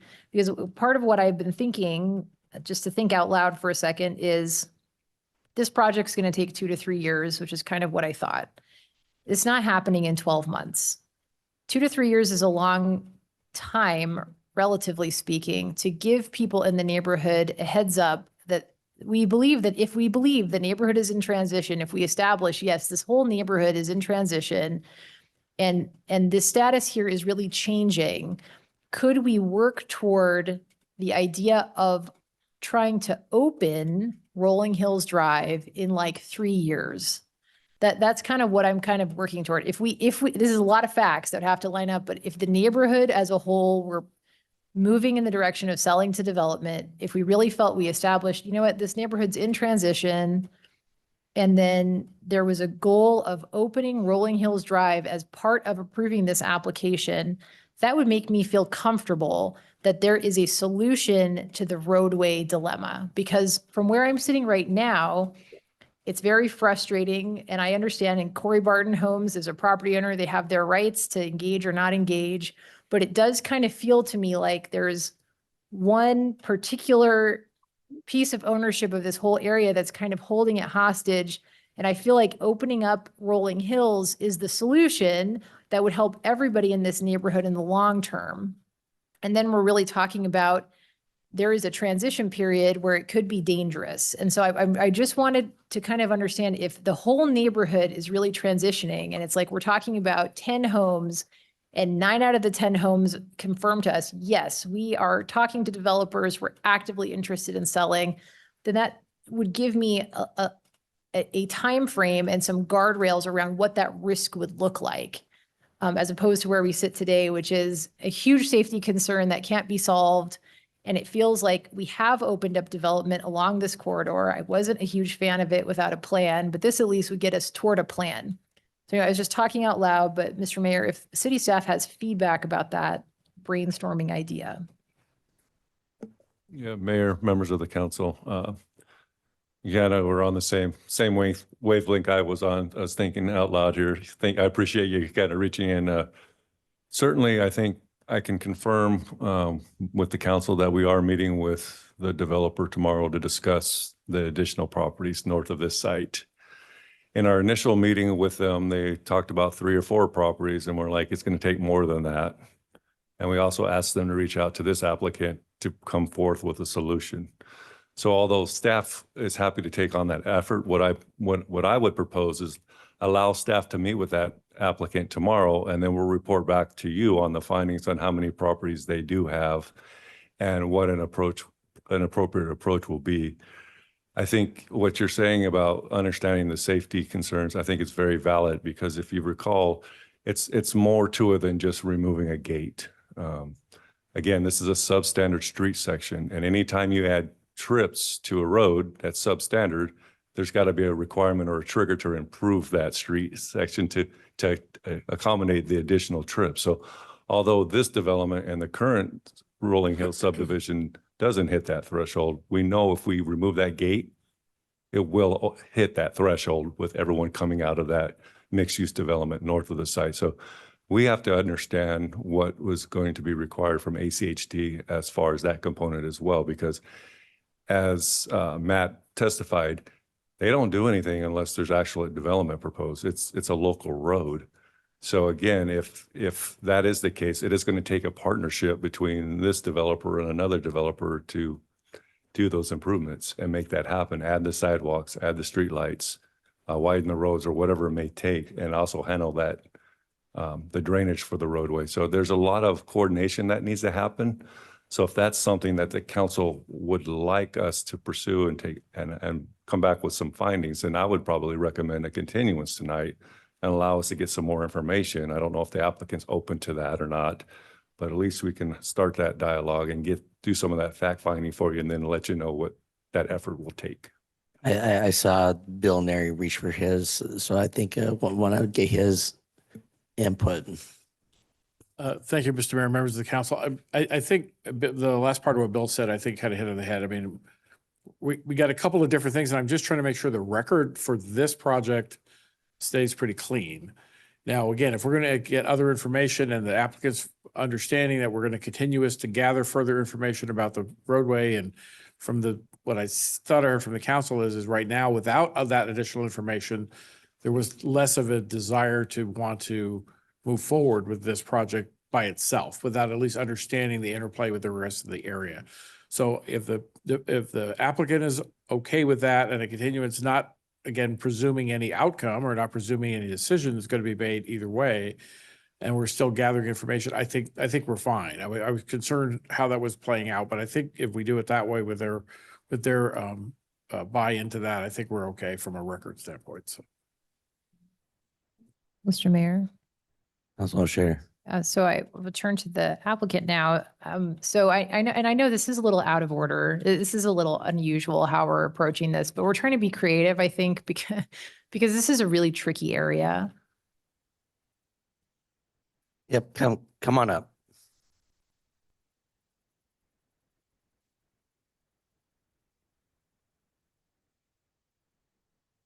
Hi, Mayor and council people. Thank you for your time and this. I appreciate the deliberation. I really do. It's been an Can you arduous say your process. name for the record? Brett Slagle from Assemble Management. And so as everyone said here, I'm very solution oriented. I'm committed to all these people here. I want to figure out a way to make this work. They've effectively partnered with me and they've dealt with continuous extensions and draining emails from me and conversations. And it's been unfortunate. You know, we've put an incredible amount of effort into this to date. But I don't want to just lose that effort.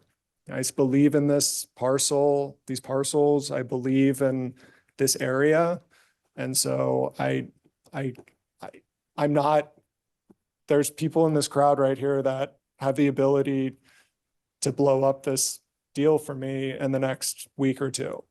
And so I can't speak for them allowing me to get an extension. I can say it would be fantastic to approve it tonight, but if it's either denial or a continuation, then I'll choose continuation.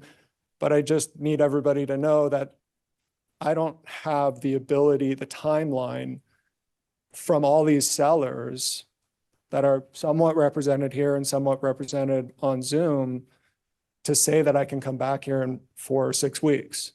So this project may not exist in 4 or 6 weeks, and I would be very sad about that.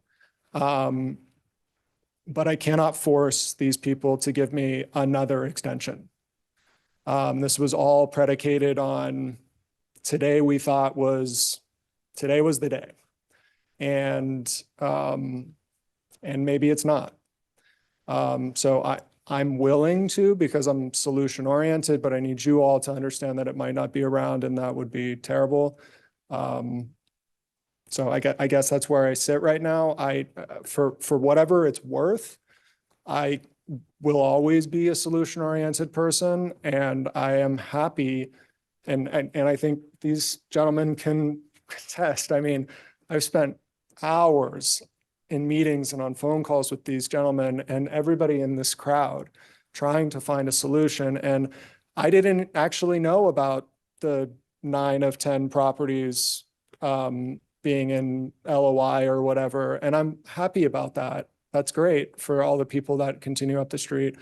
I would love to sit down with that developer and talk about how we could work together. I've tried so hard to get Corey Barton to do anything with me, buy the 40-foot strip, buy his whole parcel, frankly, even pay for the road, you know, like it's been incredible. And all I can think about is that he's trying to create a position of leverage over this area because that's what he's been effectively given if this project is denied. And sure, we could maybe open up to Rolling Hill to Flatiron, but also maybe not. I don't know what the findings are going to be from ACHD or from this other developer. I don't really know, but what I know is that our project is conforming and it's approvable. Everybody's been saying this is a great project and we believe in it. And so I will continue to try to buy Corey Barton's parcel because I'm vested in this project and I want my egress to be better. And undeniably, it will be better once Movado is built. So I have a vested interest in making that happen. I also have a vested interest in making sure that Rolling Hill is a nice place to live. And that means working with adjacent developers as I do on all of our projects. So you have my personal commitment that I will do that. I really will, because I care. I'm not, as you probably have all heard tonight, I'm not an average sort of developer. I'm really trying to do something different and care about it. Mr. Mayor, Councilman Schrader. I think we can all feel that. I think that is coming across. And I guess what I just maybe some feedback would be, even this evening, we could not approve this development this evening because we don't have any findings. So without any support from planning and zoning, without support from city staff, it's not anyone's fault. It's just the spot that you came to us at with recommendations for denial. We don't even have the findings to approve tonight. That's not actually possible. I mean, we could, but we've never approved something without, some guardrails and some support from staff and conditions from staff that are workable. So just from a practical perspective, that isn't an outcome I think that would work well tonight. But I do think a continuance might make a lot of sense, even if it's for a few weeks, to just give an opportunity to work with city staff and give us a chance to get our arms around just establishing, is this neighborhood really in transition? It seems like it is. Yeah. And if that's the case, then I feel like there should be a path toward opening the end of Rolling Hills. And then that creates a complete workaround where we'd love for Movado and that intersection to happen, believe me. But if the reality is that's not happening for 20 years, it seems like in everyone's best interest to have some kind of an alternative. So I was just trying to be solution oriented too. That's where I was coming from. I didn't understand that it couldn't be approved tonight. I mean, That was news to me. I thought city council could. They could vote to approve it, but they'd have to come back with findings to approve those findings in 3 to 4 weeks. Fine.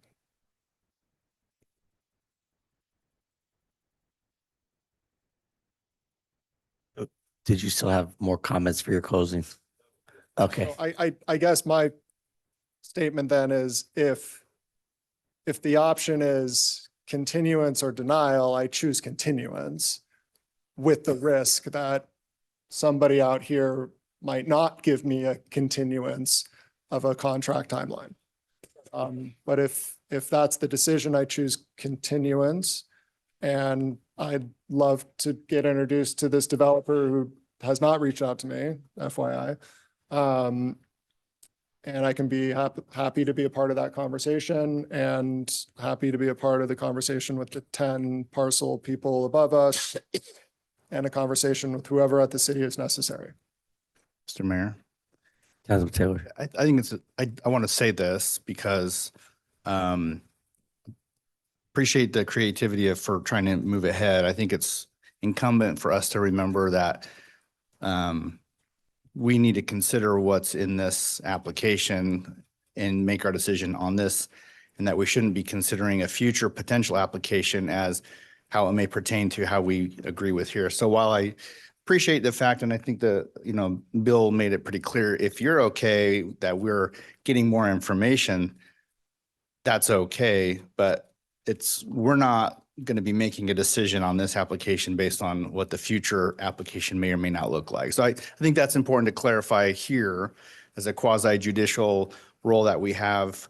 We have to look at the application and the facts before us. And you rightly point out, consider the facts, what are the rules, what are the development or the zoning and the annexation requirements, all that.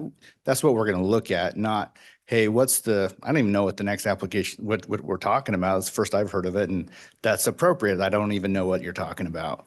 I shouldn't know.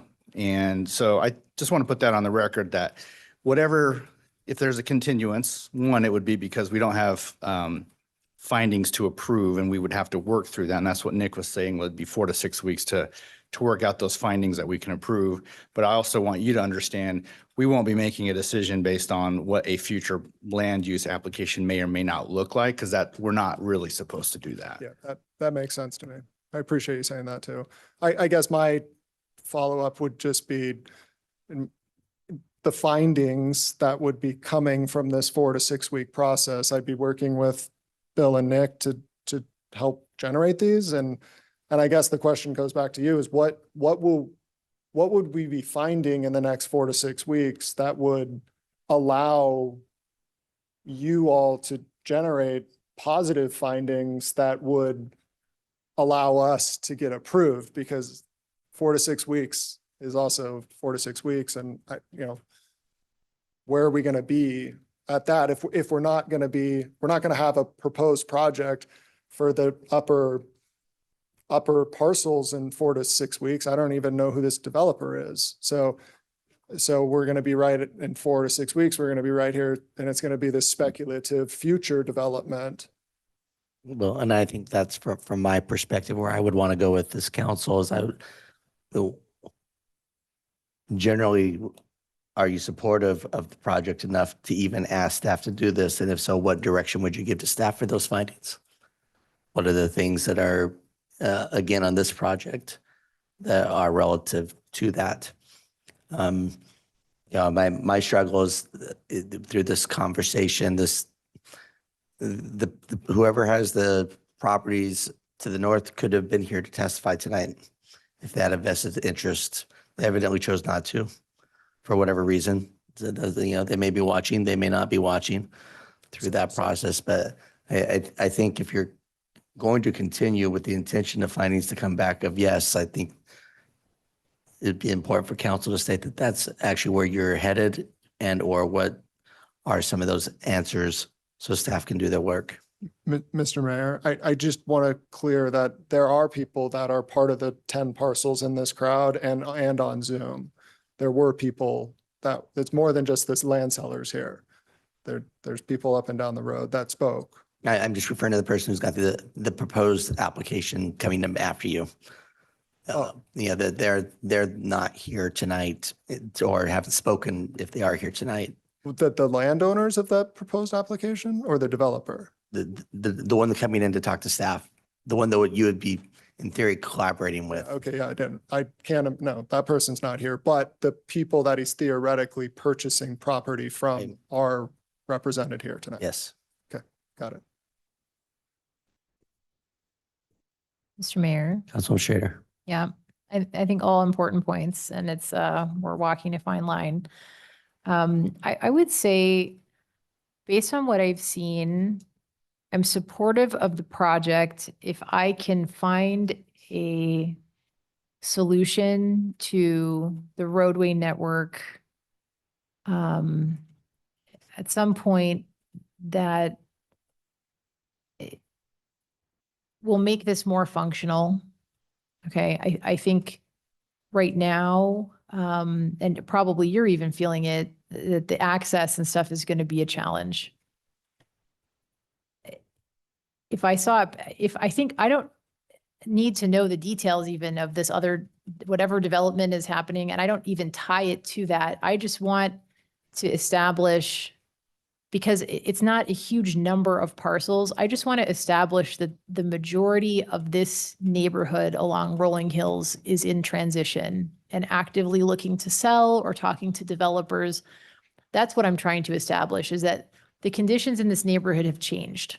Got it. When they came to us before, this was, and people were, I don't want to paint it as a monolith because everyone's different and every individual homeowner has their own decisions to make, but This is a very different tone and very different feedback than we received back then. That makes me suspect that this neighborhood is really in transition and we're in a different point, and that there could be a pathway eventually when it's safe toward opening Rolling Hills.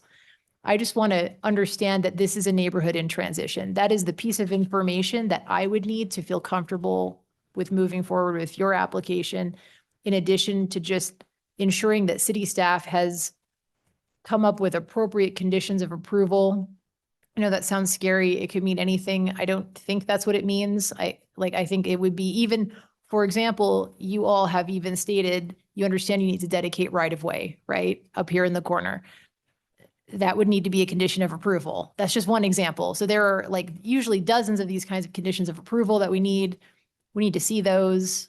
We don't approve projects without them, just from a practical perspective. That's kind of where I'm at. I'm leaning toward wanting to see this happen. I'd like to understand that the neighborhood is in transition, and then that would give me a pathway toward there is an answer to this, and it might not happen in 2 years. It might happen in 5 years, whenever that time is. But if we feel it's in transition, then at some point, because of the nature of this, development will have to be the mechanism that improves these roads. And so if I knew that this whole neighborhood is really in transition and things have changed, that would give me the confidence that, yeah, that's occurring. I hope that helps. Yeah, Mr. Mayor and Councilman Strader, I think, I know most all those 10 people up and down the road. We've been working with them for a long time.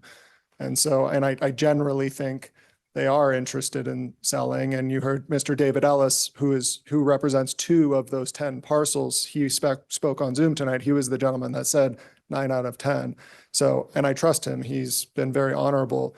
And so I gather speculation that we could get a letter that could be signed by those 9 of 10 people that says, yes, I'm interested in selling my parcel. Yes, I'm interested in selling the parcel because I understand that a larger development play is here. So I'm comfortable saying I'm pretty sure we could probably generate that in a couple of weeks, if not quicker. Mr. Mayor, Councilman Overton. just to pivot just for a second, alternative idea. This is the first time I've seen this part of Meridian all come in support of change. I don't have a lot of people saying, in fact, no one really saying we want to keep it the way it is. They understand it's going to redevelop, and it was overwhelming. I didn't expect that when this public hearing started this evening. I expected that we'd see what we saw before. So a couple questions. First one to staff. We have an option to approve this project tonight. If we approve this project tonight, without those findings, what's that next step look like? Mr. Mayor, Council President Overton. So yes, if you guys recommend or if you do approve the project tonight, you would request us to make the findings, to revise the findings and create a development agreement because it's an annexation application. So it would be an associated development agreement for the site. And then we would come back to you guys at your purview on what time frame on when you would want to see that back at council. Thank you, Mr. Mayor. Follow up. That's what The reason I ask that is because I think everybody in this room has a very vested interest in seeing this project commit to you. You've committed to a developer, you've committed to an idea, you've committed to a dream, but you're waiting on 6 people to say we also commit to that. And what I've come to understand about a lot of developments is that area behind you, those 9 to 10 homeowners, to me, are waiting to see us approve you. They're not waiting to see us continue you. They're not waiting for us to delay that. They want to see this approved so they then know that we're committed before they're going to move forward. I see this as one of the major dominoes falling for this whole area developing. I see this as a major domino falling in trying to pressure a property owner to the east that he's got to start playing ball with everybody else so we can get Movado. I think everybody in this room understands, as I do, and I don't have to drive these roads, that your traffic's going to get a heck of a lot worse before it gets better. And that I would never suggest that Rolling Hills be opened until we got to such a point that we had that curb, gutter, sidewalk, streetlights, that those developments made that roadway safe, that we could open that up. But I don't expect to try to have that crystal ball and say it's going to happen in this 12 to 24-month period, because I've never been able to do that with any development anywhere. They happen as they happen. We all know that. So my alternative thought tonight is that I would move forward with approving this tonight, getting the findings. I think we've had enough discussion and enough commitment from neighbors to know that this is going to happen. And I would feel terrible if we put this on a continuance to the point that you started to lose any of your homeowners that were willing to be part of this development, or we start to get doubt with the other homeowners that are also hoping to then meet with the other developer. So I guess what I'm saying is I would be in favor of moving forward with this tonight, taking that vote and then getting those findings later. Mr. Mayor. Mr. Mayor. Oh, Councilman Cavanagh. maybe a question for Mr. Parsons.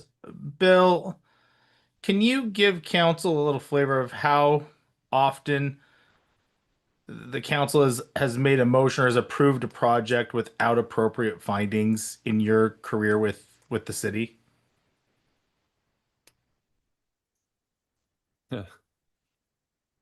Mr. Mayor, members of the council, Councilmember Cavanagh, I guess it's a loaded question.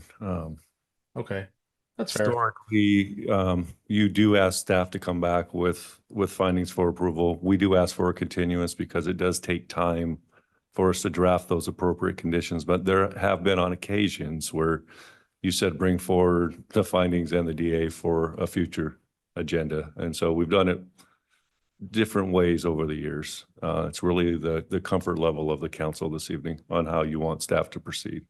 Fair enough. Thanks, Bill. Mr. Mayor, maybe just a quick thought for council.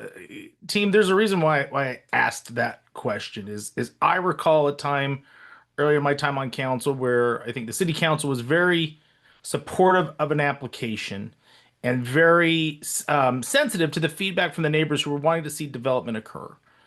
And the decision to approve an annexation was correct. The steps in which we went about it were incorrect and caused future challenges for future councils. And I know all of us on this council have probably at one point or another, we've got a fix that comes before us, and we're all kind of scratching our head and saying, hey, why did the city council make that decision back then?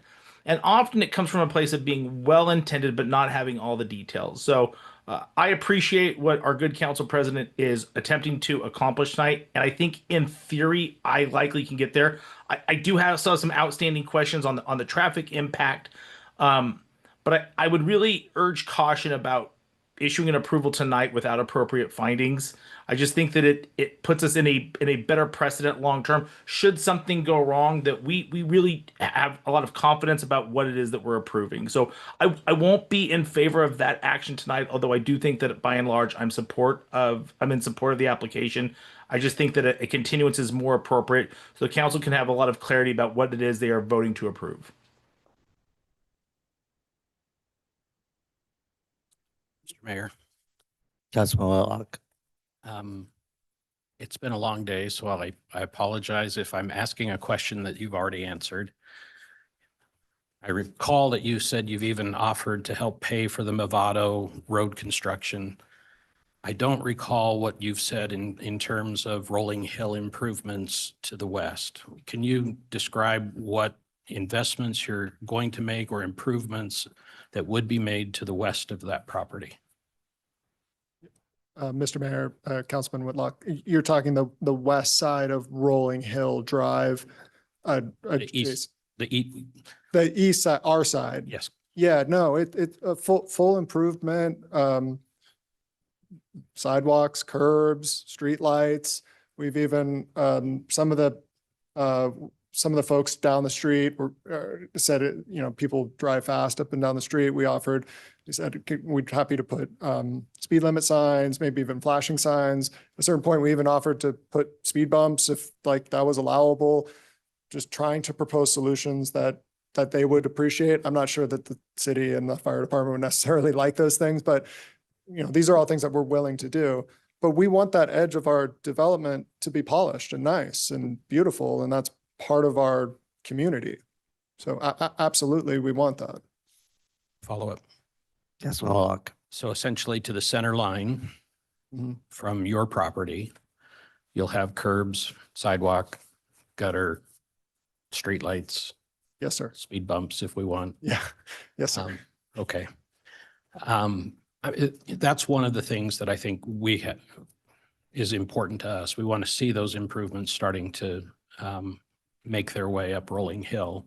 Because I think you've heard tonight that ultimately, until we get a solution on Movado, that is the solution. And I just wanted to clarify that at least to Eastview Circle or the 5 Mile Creek, we will see those improvements. Yes, and this is covered in the ACHD report as well. They go through and they have their findings of sorts, and it says that the applicant will improve that area of Rolling Hill. The only other comment I wanted to make, Mayor, was again, you changed the application basically with the elevations on those north buildings. And I appreciate that. We really haven't talked much about that modification that was made in between the planning and zoning denial and what you're bringing to us tonight. So, ultimately, I think you've done the things that address my concerns. So whatever the process ends up being, whether we have to continue for findings to be developed, that's one thing. But I think you've made the modifications that address some of the concerns that I had in looking initially at the application and the denial from P&Z. Thank you. Mr. Mayor? Councilman Schrader. Yeah, I think just maybe a question for city staff around timing. I know normally it takes 4 to 6 weeks. Is there any flexibility there? Could it be accelerated? Because I think, like, from my own perspective, I think a continuance for me would be necessary tonight. I am like Councilman Cavanagh. I would not feel comfortable approving tonight. I want to get there. Even like in a 2-week time frame, I think, is that a possibility, or maybe 3 weeks? But I'm just curious, like, what if planning staff has any ability to accelerate their normal timeline? And at least from my perspective, if I had any information that was a little bit more systematic or scientific about the neighborhood being in transition, then I would get there on it. That's kind of where I'm at. I'm going to speak for staff. Sorry, guys. Yes, it can be done faster. Okay. And You're the boss. and secondarily, though, they need direction. Great. So if you guys can provide what you want in those findings to them, it will take a lot off their plate. They don't have to come up with them, so spend 15 minutes now, save 3 weeks on the back end would be my 2 cents. And I would maybe look for staff to say what are the areas you feel like you need direction from council on? Because it's got to be a two-way street. Mr. Mayor, members of the council, so correct, staff's recommendation for denial and P&Zs revolves around traffic and safety concerns, transition to the existing county residences to the north. I think those are really the two main things that I would want you guys to touch on tonight. And also, in addition to that, if hypothetically the properties to the north are going to redevelop, is it really necessary to have that transition at this point? That's something I would also like to kind of consider from you guys, because personally, if it's going to redevelop in that area, I think 3 stories probably makes more sense than having a weird try to transition that may not really be that functional. If it's really all going to be, garden style apartments, to be honest, for the record, the people we're meeting with tomorrow, it's very high level. We've met with them once, haven't seen a site plan. They're, what about this? What about that? What would you support? We talk with hundreds, sometimes thousands of developers in a year. And I don't know if they'll move forward with it, but ultimately, that's where I would ask you guys to weigh in on that as well. Do you want to see the transition now, or is it something that maybe you don't want to see the two-story transition? Those are some of the things for the findings that ultimately, and whether it's consistent with the comp plan, one of the findings we have to make is it is part of the reason staff said it wasn't, because there is in the comp plan that says you analyze roadways that are part of the development and not part of the development in the larger area. Is it adequate to serve this development and the larger area as it redevelops? So that's another thing that I'd like for you guys to touch on if you could. And, ultimately I can come up with it, but if you guys give me more clear direction, it may read more of the way that you guys want it. And I do have, draft DA provisions for the approval. So yes, I think a 2 to 3 week timeline so they can review it. We can have some collaboration there is definitely doable for, condition or a development agreement to be proposed.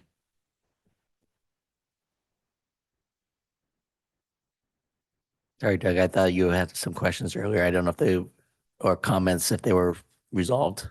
Actually, Councilman Whitlock asked my question, but maybe staff did bring up something I would ask. The transition issue is, I don't think anyone's bringing in some single-family residential homes between these two big apartments. So in your opinion, if we don't make the transition a condition of approval, would you prefer 2, 3-story buildings there? If that's something, I'm just throwing that out there. I'm not saying that's what we're going to do, but part of the transition is because of what was the adjoining property. Mr. Mayor and Councilman Taylor, yeah, absolutely. That was when the original development came in and it was 4 stories. The acknowledgement was, folks, this is not going to be single family for so long. This is going to be some sort of commercial product, and that's what the future comp plan supports. So the answer to your question is absolutely. We did that 2-story thing to try to get this thing to the approval line, but frankly, financially, it's a huge burden on the project. I know that's not your purview, but we've lost a bunch of income. And I know there's more than just money here, but like all these things are so expensive. This is not a home run for us, as we've worked on this for 3 years now. This is a single at best. And so, yeah, absolutely. And we could easily generate a plan so quickly. Our architect is here. Like, yes, please. I think we would be limited we would raise it. We would have I think we're limited to 200 units because we don't have 2 points of egress for fire department. And that actually is a plan that we actually, when we first came with this application, it was for a 200 unit building. And we got the feedback from Nick and Bill, like, it was, I think, 3 stories on that side. And so that's when we lowered it. So we already have that plan. And I would love to put that back in. That would be, I know it's minor, 16 units, but it's a big deal for the finances of this whole thing. Mr. Mayor and Council, I think one other item that I'd at least want to get on the record and just make it clear to the neighbors and those that have participated in the hearing tonight is the 5 Mile Creek runs along the north boundary. We're aware of that. I appreciate the applicant willing to show a bunch of trees and vegetation, but I don't know if that's going to be allowed by the irrigation district. So I hope they're working with them and communicating, because the last thing I want to have happen is you see 50 trees behind the buildings and the irrigation district says, we don't want any trees in our easements. And then all of a sudden we're stuck at the mercy of the irrigation district and the neighbors didn't get the trees that they wanted. So I think some of that needs to be worked out with the applicant too, because that could impact their site plan a little bit. And so if there's a give and take on density and maybe some refinement to make sure that they're being true to what the neighbors expect to see, I think that's critical, at least from my standpoint. I want to make sure that everyone's working together and collaborating and everyone's kind of getting what they want at the end of the project. So just keep that in mind. That ditch is a natural waterway. We want it left open. So I don't know how much wiggle room we have there in order to allow all those trees. Mr. Mayor. Councilman Taylor. I'll just share some thoughts to kind of indicate my thoughts on this. You know, to Councilwoman Strader's comment about wanting to feel comfortable with is the neighborhood in transition. Coming into tonight, I'm not sure I could answer the question, but I do feel the testimony was unique. I'm like Councilman Overton, surprised that the neighbors came in to say, make a decision, please, to give us some certainty about what our future is. Certainly, there's been many years in limbo. I do feel like this is an area in transition, and I do agree this is a bit of a domino. Maybe not in the way that some people might think it's a domino, but it's it's a domino in that it would become an intolerable place to live. If you just owned a property right next to it, you'd want to make some moves and move on and see the rest of the area develop. You know, I'm reminded of a hearing we had maybe 4 weeks ago, 6 weeks ago, I think, where we all acknowledged that the key to unlocking this area and infrastructure was the development. And it was kind of a leap of faith that we had, that we needed to do this to help pay for some of the infrastructure. And I find ourselves in a similar situation here. That said, trust us, but verify. Trust but verify is what I keep thinking. I don't think I can approve outright this application tonight. I would rather give it a continuance and give direction to staff on what the conditions of approval should be, because I'd like to just come back and see what we actually have, because this is a difficult area and I want to make sure we get it right as much as we can. But to me, voting for a continuance and signifying that I like what we have and agree this is, you know, you got to take an applicant who's willing to kind of take some risk too, which you have, because a very uncertain or unknown how you'll be received by us with a very challenging part of Meridian. So I want to reciprocate that, but I do feel like I trust but verify. I want to see those conditions of approval worked on, but I think we can give staff enough clarity for what we want to see in that. So overall, I would support tonight a continuance, but from my perspective, with the purpose of just because I want to see in writing the conditions of approval, but I intend to support that when we get there. So it's not a 50-50 when we walk out the room, but I'm not going to support approving it tonight. That's kind of what I feel comfortable with tonight. Mayor? Councilwoman Strader. Maybe just some feedback for city staff. So I think conditions of approval would be everything that the applicant has already said they would do, right? Things they've committed to doing. So obviously, the completion of dedicating the right of way that they talked about, the curb gutter sidewalk along their property, all of the things that they've already committed to doing. For me, if I have, and it's kind of, I think, a low bar of just establishing that this neighborhood is in transition. I need something a little more scientific than just hearing public testimony. It helps me to understand, okay, there are 10 properties along Rolling Hills Drive, and out of those 10, we have checked and we know that a certain amount are in discussions or whatever that is. But like, I think it's a pretty low bar for me to meet, but I just want something a little more scientific than just public testimony anecdotally.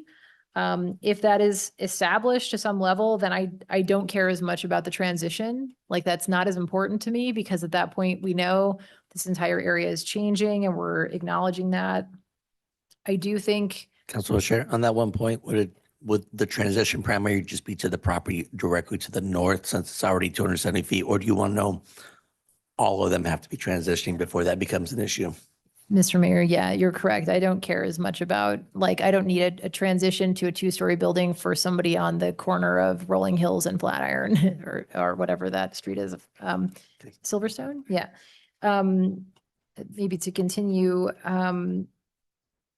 I do think the landscaping is kind of an important point that staff brought up, that you should probably run that down. And then on the adequacy of the roadway network, I view that as mitigated somewhat by the potential to eventually open Rolling Hills Drive. So I view that as being mitigated in the sense that there is something within our control eventually to fix this situation. I do expect it will be an acute situation. I think it will probably get worse for a couple of years before it's going to get better. So you know, but there is no easy way to do this. Hopefully that's helpful feedback. I would expect if the neighborhood is in transition and it looks that way, if this came back in 2 weeks and nothing had changed materially, I would expect I would be in support at that point.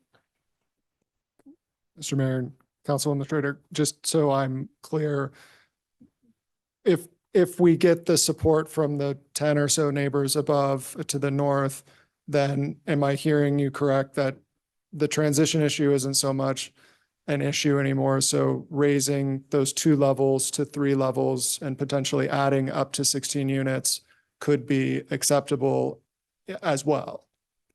Mr. Mayor? Yeah, that's correct. I do Thank you. care about your immediate neighbors the most, though. And I think that's an important distinction. If your immediate neighbors, you know, and that's something I'll have to mull. Honestly, I'll be mulling that over because you brought up some interesting points about the topography that I hadn't really fully thought about. So it's something I'm going to be thinking about. No, it's not as important to me at that point, though. If the whole neighborhood is transitioning, it doesn't matter to me as much because it's clear then this is going to become a very dense area. And the timeline has changed. Thank you. Yep. Mr. Mayor, Councilman can I Taylor. ask a kind of a process question? Would we be wanting to keep the public hearing open? We would not be closing that tonight. Okay. Correct. And if I may, just to provide a comment I didn't share on the transition, I appreciate the creativity in the 2 stories on the north and 3 stories. I would prefer not to see that. I would prefer 3 stories both ways. So if staff is indicating that transition was kind of asked for because of we're not going to see single family homes stuck between 2 large dense developments. So for me, my direction would be to remove that as a need and that we would allow for 3 stories on both sides. Thank you. Appreciate that. Mr. Mayor, Councilman Overton. as part of that process question, just want to reach out to staff, the applicant and rest of council.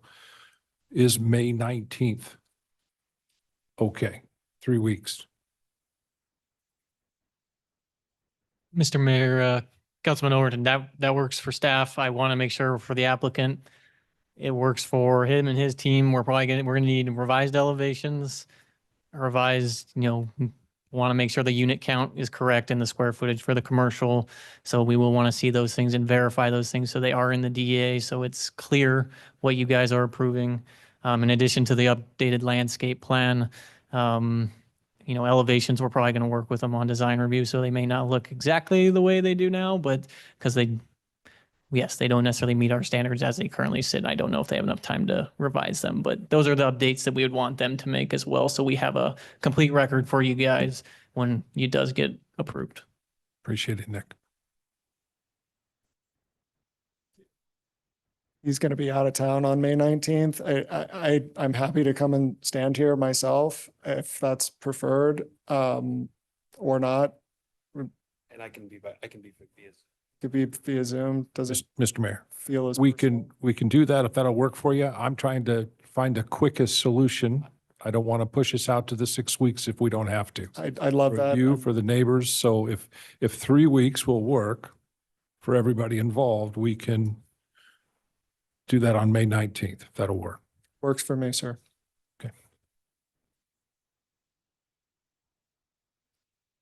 Any other items you'd like direction on? Mayor, members of the council, I think I got a pretty good basis. We'll obviously collaborate with Brett and his team and the applicant and make sure, we're on somewhat mostly the same page, if not fully on the same page going into that with the development agreement provisions.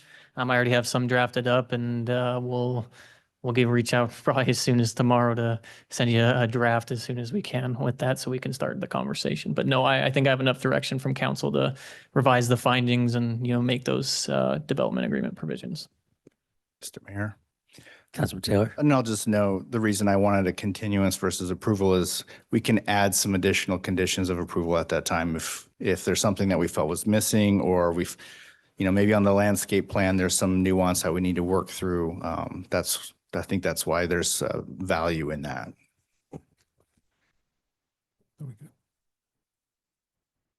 Mr. Mayor, Councilman Overton. there's no more comments this evening. I move that we continue the public hearing for file number H 2025-0040 to May 26, 2026. Second. Look, I amend that, May 19th, 2026. Concur. The second agrees concurs to May 19th. Is there any discussion on the motion? If not, all in favor, signify by saying aye. Aye. Opposed, nay. The ayes have it and the item is continued. We'll see you back here. Thank you so much. I appreciate the conversation. Council, anything under future meeting topics? Mr. Mayor, Councilman Schrader. just gentle reminder, it would be lovely if the Employee Benefits Trust group could come back at the appropriate time when they're ready and they have everything from the audit and some more information for us would be fantastic. Okay, sounds good. With that, do I have a motion to adjourn? Mr. Mayor, I move that we adjourn. Second. Motion to second adjourn. All in favor, signify by saying aye. Aye. Thanks, Opposed, Mayor. nay. The ayes have it. We are